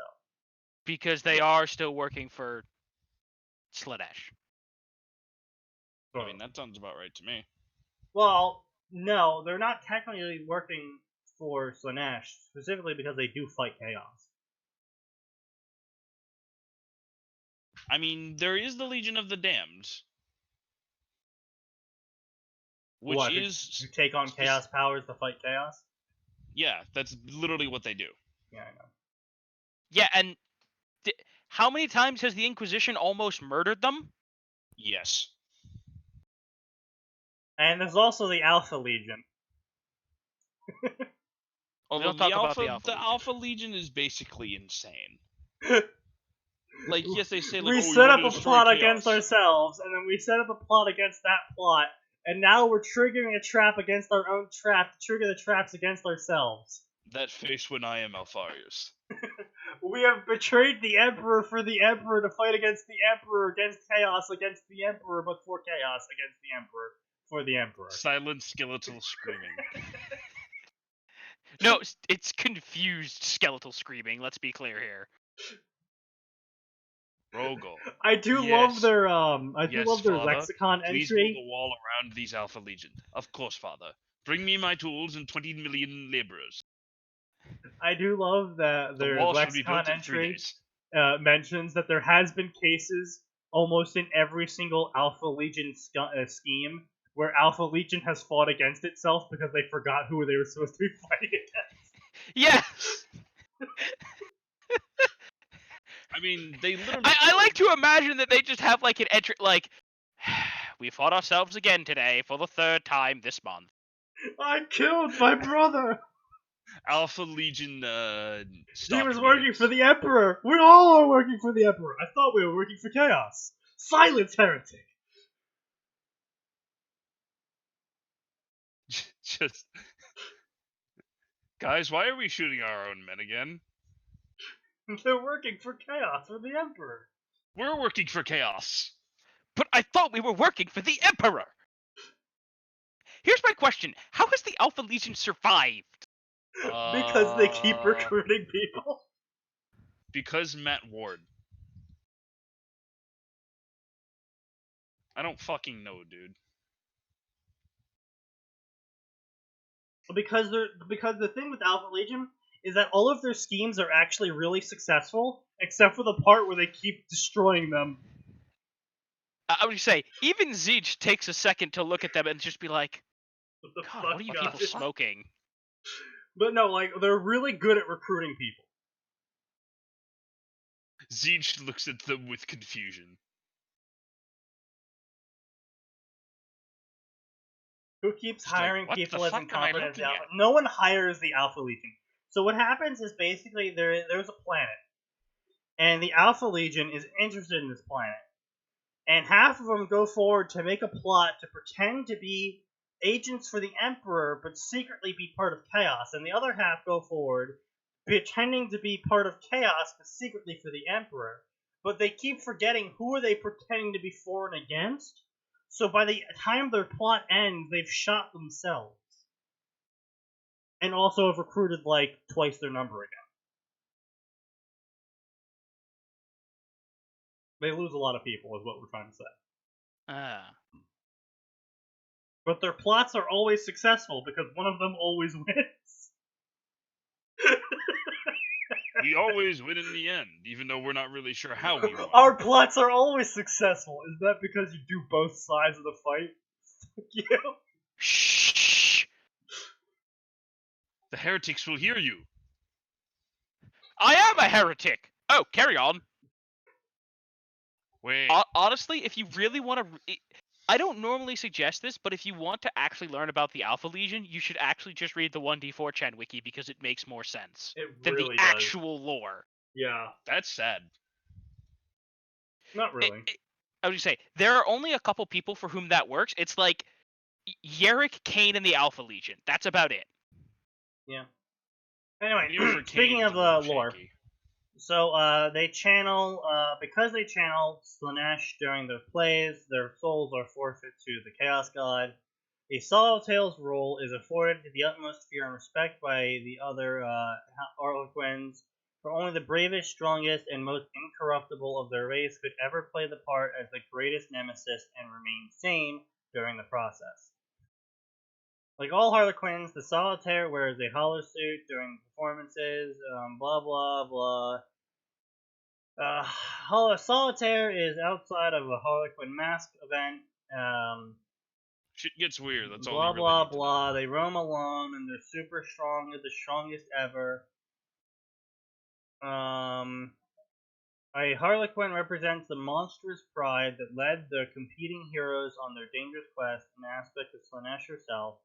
The organizational structure of a mask hails from the ancient days of the lost Eldari Empire, when the Laughing God, Sael'Gorash devotees were theatrical performers first and foremost.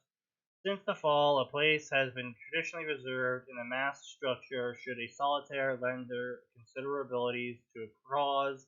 They are otherwise unchanged, centered around the three distinct troops, the light, the dark, and the twilight.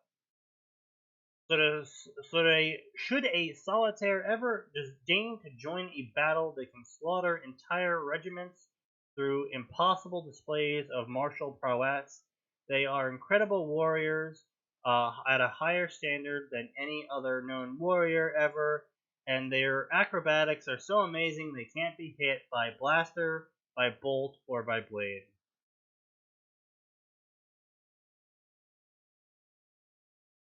So basically, solitaires only die when they get consumed by Slaanesh. Because they're so amazing and strong. Which happens when? Well, eventually. Yes. Presumably whenever she gets around to it. Look, Slaanesh is dealing with a lot of things recently. Anyway. So, back to this author trying to badly mangle Warhammer canon into RWBY.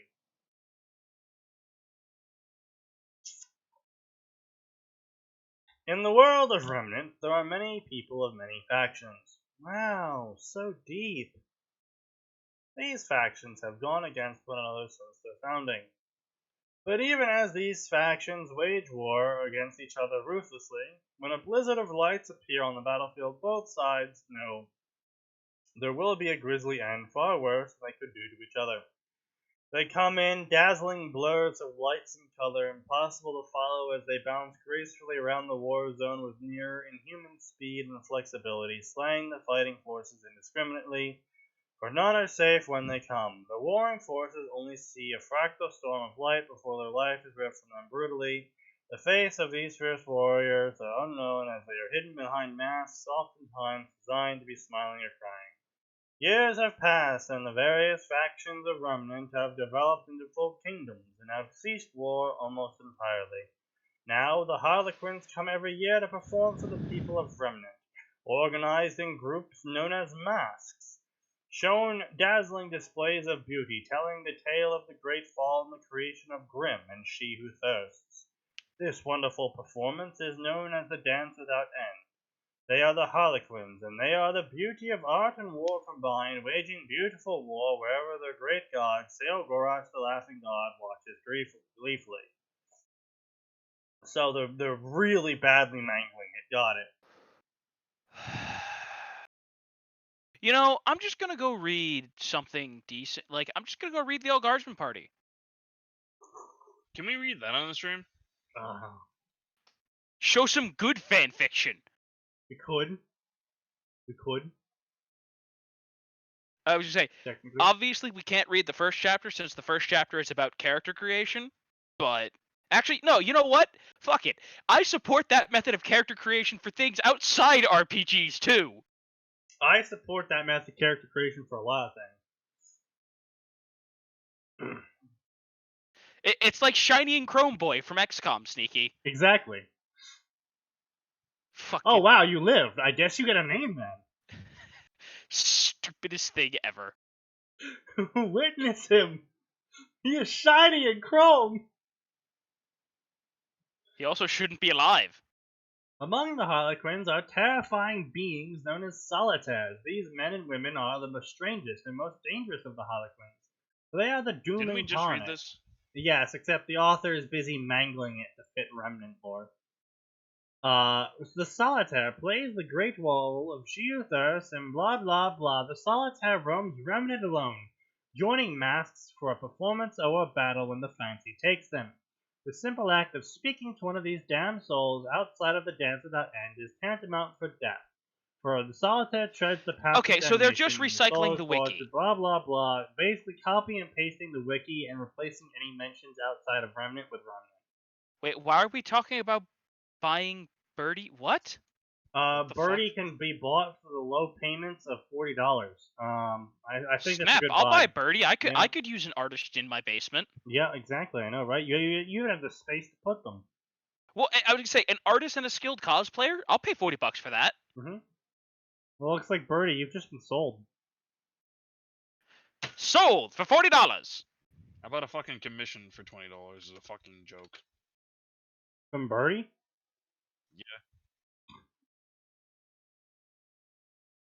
I don't know why I did it. Did she give it to you? Yes. Oh, there you go. All other Harlequins, blah blah blah blah blah, ripping from the lore, blah blah blah. Blah blah blah, literally ripping from the lore, they kill everyone, blah blah, they're the strongest ever, blah blah, repeating themselves. Yeah, you can tell the author is repeating themselves because they're literally copy and pasting from the wiki, which repeats itself constantly due to the separate sections. And the author just removed the sections and just put the entire wiki in here, yep. I said that like sentiment. I was like, I see we're just copying the wiki today. Solitaire fights to the death because they know their soul is damned, so they will do everything in their power to cause as much damage as possible before finally falling. That sounds accurate. Every Solitaire will invite a grisly demise, and should the individual accidentally address or touch one of these lowly beings, it'd be better to take their own lives there and then. Harlequins have continued to perform for the people of Remnant to this day, and now a new Solitaire joins the dance. Fear this man who damns his soul, and he has nothing to lose and everything to gain. His name is John Ark, and he will dance without end. No, he doesn't have anything to gain. Dance if you want to, you can dance all day and night. But if you don't dance, and if they don't dance, then they're no friends of mine. You can dance, everyone you can dance. You can dance, you can dance. To the safety dance. It's a safety dance.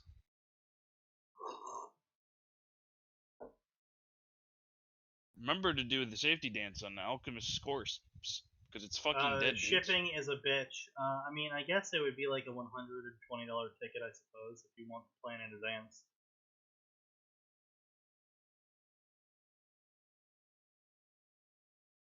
Warhammer lore, but it's shitposting. Thanks, C8.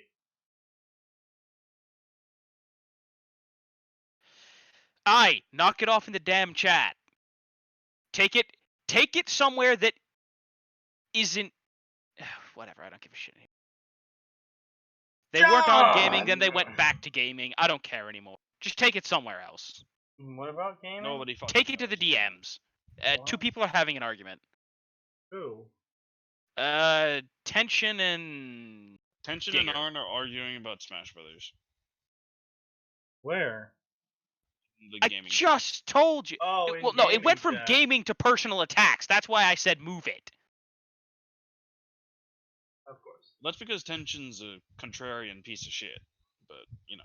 John Ark, student of Beacon Academy, was an interesting person. He looked like nothing special. His combat skills were subpar, and he lacked any social grace whatsoever. While he may seem worthless, John Ark had a tactical mind that surpassed everyone, even the most experienced of generals, because he played chess.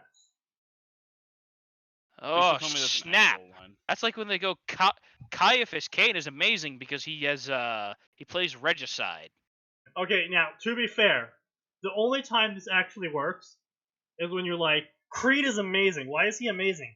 He beat Zinch in chess. Okay, but that's different now, isn't it? Yeah, I know, What that's is what I'm that saying. pun doing there? That's what I'm saying, though. Where you beat Zinch in chess, then it could be like, yeah, he's an amazing person. Why is he amazing? He beat Zinch in chess. Handily, by the way. Handily. I thought that was a pawn. No, actually, it was the Titan. How did you even I get thought that? I thought that was a Scout Salamander. It's a Baneblade. How did you even do that? Fucking Creed. God fucking damn it, Creed. Anyway, This is why no one loves you. John Ark may also not show it, but he's a very flexible man and fast on his feet, a hidden grace found in years of dancing during his childhood. John Ark also faked his way into Beacon Academy with the intention of becoming a huntsman to continue his family's legacy. During his time in Beacon, he became the leader of a team named Team Juniper. This team consisted of his partner, Pyranikos, and two people he quickly became friends with named Nora Valkyrie and Lai Ren. John Ark also made friends with Team Ruby. Cannon. People eventually spoke to him less and less and less. They forgot to invite him. Yeah, Wait, forgot. what the fuck? Things seemed bright. His lack of skill in both combat and social Shut up! caused him to be looked down upon by his peers, oftentimes bullied and abandoned. His own friends began spending less time with him. Ah, of course, the friend betrayal. Ah.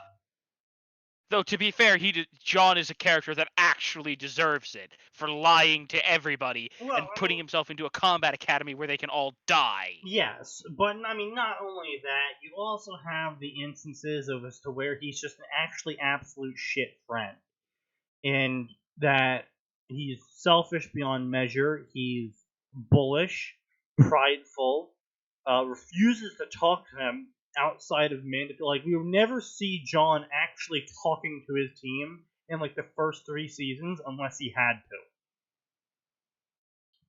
And he kept secrets from them constantly, and would just leave them alone constantly to go off and do his own thing.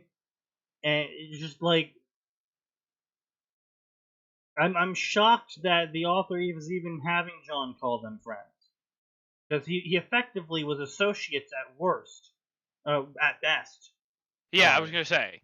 At best, he was associated with them. Like, loosely. Did he even interact with Team Ruby all that much? He said hi Not really. to them.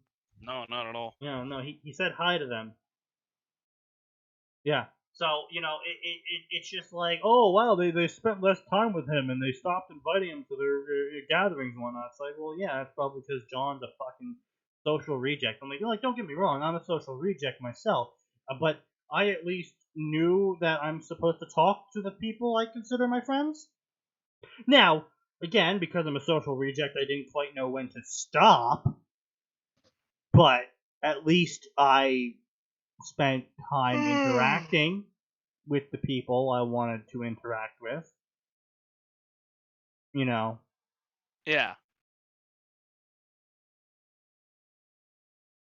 But whatever. Let's continue. At first, it was subtle. They spoke to him less, preferring to talk between each other more of the time. Yeah, we'll see. When your friends start talking to each other a lot, it means they know what they're talking about. And when you can't include yourself into the conversation, it typically means you either need to find more friends. So when your current small group of friends start talking about things like Gundam, you can go, okay, well, I don't know anything about Gundam, and I don't plan to ever know anything about Gundam. You're still capable of going to other people and going, hey guys, how about the sport thing? Or whatever have you. How about not Gundam? How about not Gundam stuff? Yes, basically. And, also, friends can also become friends with each other. That's actually how you maintain friendships with a group, is by not being the linchpin of the group. Because when you start doing other things, the friend group breaks up. I would know. Say, the best friend groups are the friend groups where everybody gets along, well, not everybody gets along, but where most of them get along and like doing stuff with each other. Yes. And so it slowly devolved into them just going to Vale without him and forgetting to invite him and leaving out of team training. Okay. Up until the Jesus team training, Christ. up until the part where they leave him out of team training, I can understand, again, all of that. Forgetting to invite him. Well, if you never really include yourself in the conversations they're having, yeah, they're gonna forget about you. Just seeing a person every day isn't gonna remind someone, oh, we're going down the Vale to have fun. We should probably include John, who purposely doesn't include himself in all of our conversations. Just saying. And leaving him out of team training. That's where you start drawing the line of like, okay, this is a mandatory thing you should be doing with your team. And on top of that, Pyrrha is, even in season 1, exceedingly interested in John, even if it's not at love Beyond levels. all reason. Yeah, even if it's not at love levels yet, she's just obsessed with the idea of someone not knowing who she is. Which, to be fair, is actually quite understandable. I suppose. Yeah. Given who she is, yeah. Being that I'm friends with Gon from Team 4 Star specifically because I don't know who 4 Star was. Yes, I can understand that. Led them to the best he could, even when they ignored him for the sake of their own plans. That doesn't happen in canon, so this is a completely AU thing that the author is inventing, and that doesn't really jive with what you just said, author. So he leads them, but they ignore him for their own plans. This would be an instance as to where you're the team leader, and then you as the team leader, even if you have the barest scrape of social skills, like myself, for example, even I would be like, I am the team leader, which means I need to lead the team, which means that I need to tell the team to follow me, and that I need to make sure the team is following me when I tell them to follow me. It's kind of very reductive and blatantly obvious. If your team isn't following you, then you're not the team leader. But if you've been assigned to be the team leader, that means you need to make them follow you. Rise to the occasion. Instead of just going, hey guys, we should go over here, and they all go, no. Jorp's back. Shit Yeah, on. I only popped in. I only popped in because our intention were having like an explosive orgasm in the chat. I thought it had something to do with the screen. No. They're having. They kind of actually. You are correct. It does have something to do with the stream. Specifically, they're not here because of what we're currently doing in the stream. So they're having their explosive orgasm in the chat. What did you do to piss them off? Did you start talking about Ruby again? Yes. But, yeah, Jorp, I'm sorry, but we can't pay you for the second cameo of yours. We can only afford one on-site report per podcast. That's all right. You guys are on the Buds program, which means that these extra ones, they're free. Oh, I appreciate that, Jorp. Yeah. I was really here to listen in anyway because I was curious. I was curious about that fucking cum shower. And now that I know that no titties are out, I'm just going to listen to the good old Ruby scream. Yeah, I mean, you missed the Harry Potter story we were reading where Harry got a big-titted goth girlfriend as a self-insert original character. It was awful. Nice. Yeah, it was terrible. Was her name Raven? Was she a vampire? We have no idea because the author wrote themselves out of the story.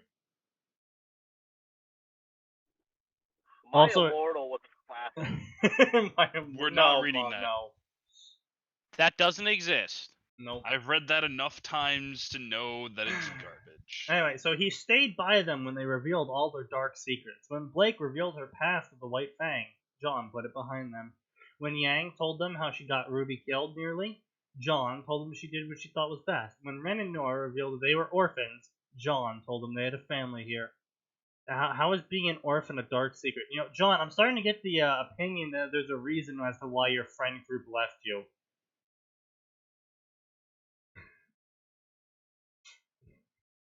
We're orphans. Ah, well, you see, you'll always have a family with me.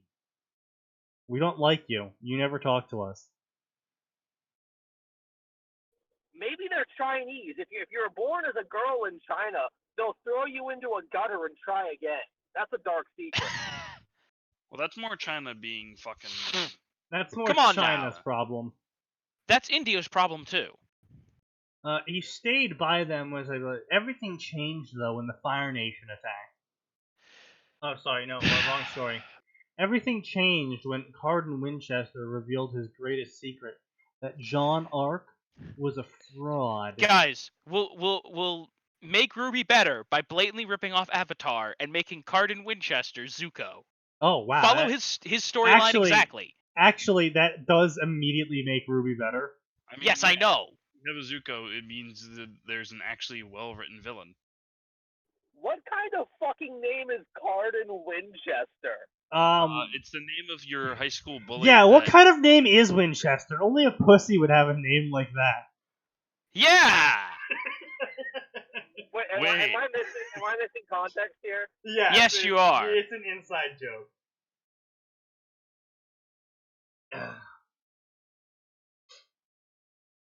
Anyway, the joke is the Winchester. He was a fraud. He was heavily bullied by his peers. He would be beaten, and mobs of students would torment him endlessly. His teams and friends did nothing but watch and ignore him. John learned the truth. He had no friends. He had nobody. He was always there for his friends when they needed him. Nobody likes me. He was always there for his friends when he needed them. Really? Him. Really? It doesn't sound like you were, John. No, it really doesn't. I'll be honest, John. You sound like a kid I knew in high school. Oh, yeah? That kid was so full of himself, he tried to correct a guest lecturer, and the guest lecturer had enough of him to the point where he was like, shut the fuck up. At a Christian school. That's what happens when you invite Jordan Peterson to speak. Wow. Woo, lad. Anyway, I gotta get this fish inside, but I'm gonna go. But if you guys want a really, really good inside joke, make sure to tell her that the condom is still on right before you bust a nut. I suppose that does meet the definition of inside joke. It's inside joke. Alright, I'll see you guys. Yep. Thanks, Jork. I'm not sure what to say about that. No, Birdie. During school, I slept. I did not correct people. I just slept because I knew everyone was either an idiot or correct, so I didn't bother correcting people. But no, I do remember myself. There was one kid he was that kid. I don't know if this goes for Christian schools, but we had that kid who always who everything reminded him of a story about one time where he was doing something really amazing. Ah, yes, the one-upper. Who always, no matter what, had a story. I mean, to be fair, I have a fair share of stories myself, but most of those are stories of me being so incompetent or weird things happening to me. So it's not really a one-up, unless you're trying to one-up people by being more incompetent. But I mean, you could always try to one-up people by having more weird shit to talk about. That's true. But I'm talking about this kid was like, oh yeah, there was one time I was in a spelling bee and I had to spell a 29-word word and I got it all on my first try and I won the spelling bee. It was the global spelling bee. He's that kind of person. Oh. And I see. I had class with him. One specific class where I had to sit next to him. And this was a class that I was failing handily, and it's because I just don't understand foreign languages. So I didn't bother. There's just something in my brain that does not let me understand foreign languages beyond like small phrases like iri nahui, suka blat, como estas. What is como estas? How are you, I think? You see what I mean though? Like, even this small phrase is I'm fucking up already. But yeah, Indeed. just other languages just do not compute with me, so I just fell asleep during that class, passed by it with C. I'm surprised they let you sleep during a class. What were they gonna do? Make me stay awake? Did It's public schooling. they not? No. They could do nothing. This one kid was just going off on some story again, and I don't know what it was, but I just woke up that day during the middle of one of his stories, looked straight at him and said, "Shut the fuck up, dude. Nobody cares," and just went back to sleep. I'm literally sleeping through your stories. And the teacher, as I'm falling asleep, the teacher's just losing his shit laughing. Because, yeah, he was tired of that kid telling stories constantly in his class, too, because he constantly would interrupt the teacher to tell a story. I see.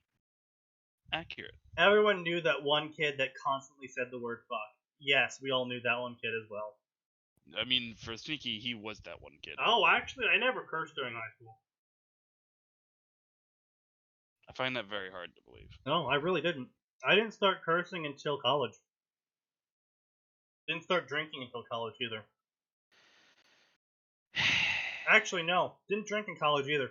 I started drinking after college. I'm very slow on this whole social development thing, if you haven't noticed. I mean, I don't drink because I think it all tastes like goddamn ass. You just haven't found the right drink yet. Look, I've tried a lot of stuff.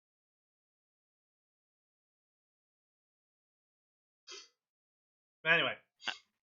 So everyone betrayed John, and he couldn't trust anyone. Everyone hated him, and he was like, "Oh my god, I'm all alone." Even though it was my social retardation that got me here.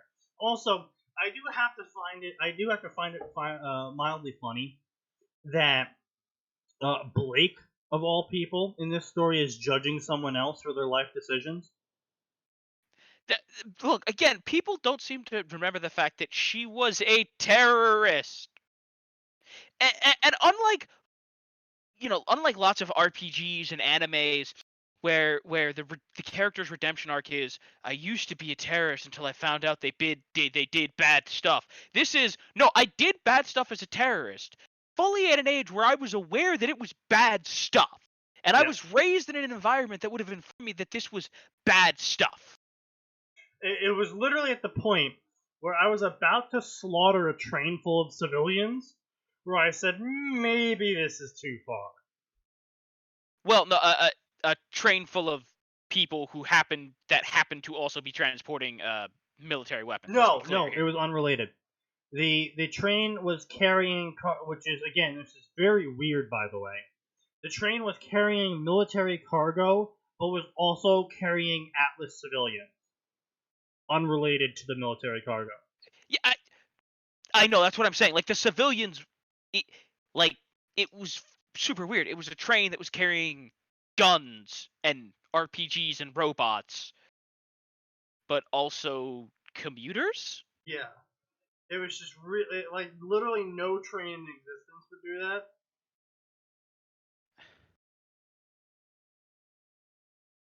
I mean, I guess when you have super magic trains and, like, the civilians can't open the doors, I guess, but still, it's a terrible idea. Well, I mean, what if they can, though? What if, a terrorist sneaks onto the train, cough, cough, with some sort of door opening symbol? You know? Yeah. You fools, the civilians were also cargo. Well, that's a twist on the Atlas brand. I mean, it wouldn't surprise me at this fucking point, but... Anyway, Ozpin's office. Ozpin was drinking hot chocolate. John Ark came up to him and said, "Ozpin, I want to leave Beacon." "Okay, why?" "Well, I don't like it here. No one likes me." Okay, well, there's the fucking door. You didn't even sign up correctly in the first place. Get out. Yeah, basically. And Ozpin stared hard at John. and John stared back with his deep, ocean blue eyes. Oh God, not again. John was a perfect example of what a huntsman should be. What?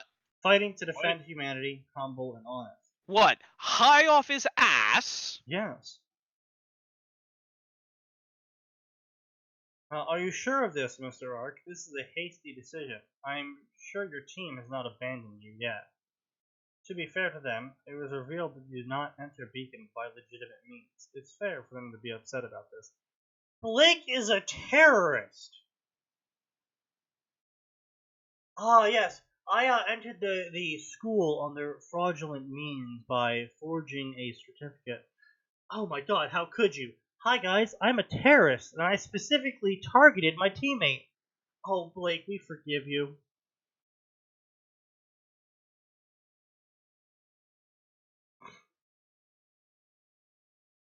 Anyway. I tried to be friends with them, husband. I really tried to be friends with them. I tried everything to do with them, and they just left me behind. They aren't real teammates. I don't need them. Nah, He-Man, I don't need them. He-Man, suck my bone, He-Man.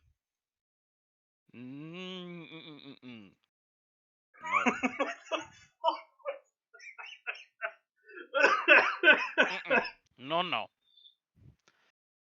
You listen. Go read your whatever you. You know what John's doing right now? John is practicing the concept of quantity is a quality of its own when it comes to drugs.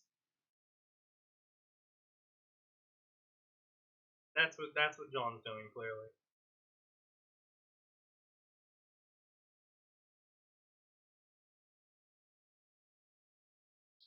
Ozpin was left speechless because what could he really say to that? John was right in every aspect. No, he wasn't. No. With a deep sigh, Ozpin conceded, "Very well, Mr. Ark. You are fired. Leave the island." Not okay. First of all, author. This is a school, not a business. You don't get fired from school. It's not how that works. You get yeeted. Yeets him off a cliff. Now, just stand over here and a bullhead will pick you up. This is a really odd spot to stand for a bullhead. Yeet. Just catapults him straight off the cliff. Yeetus deletus. Ah, yes, the favorite of the Harry Potter spells. Nothing is stronger than Avada Kedavra. Fool, that's where you're wrong. Yeetus deletus. Wait, what kind of spell is that? Oh, it's the part where I grab my shotgun. No, not even that. It summons a shotgun next to them and fires it. Where did I put my shotguns? Oh, I'll just summon 100 more. Wizards, no sense of right or wrong. Bam, bam, bam, bam, bam, bam. So what I'm hearing is it's a way cooler version of one of those stupid like sword summoning magicians. Yes. Yes. No, guys, it's the ultimate form of D20 Modern is weird. I would like to point out that there is a company called High Point that sells a 9mm, a 38 ACP, and a 45 ACP pistol called the Yeet Cannon. course. It's $100, so I'm actually tempted to buy it. Please don't. You really shouldn't. Why not? You know exactly why you should. I'll have a $100 Yeet Cannon. And I'll only need to buy one Please bullet. delete yourself. Also, what I was thinking earlier was it's the final form of Gate of Babylon. Just constantly summoning shotguns an inch from your face. Shots. You fool! I have at least the true form of Gate of Babylon. What's Well, that? to More be fair, swords? that's certainly No! much better. Prototype seeing as guns! Shotguns in... Sneaky. It just summons an infinite variety of A12s. No, I was gonna say it summons an infinite variety of prototype guns, so it's like all the pepper box guns ever.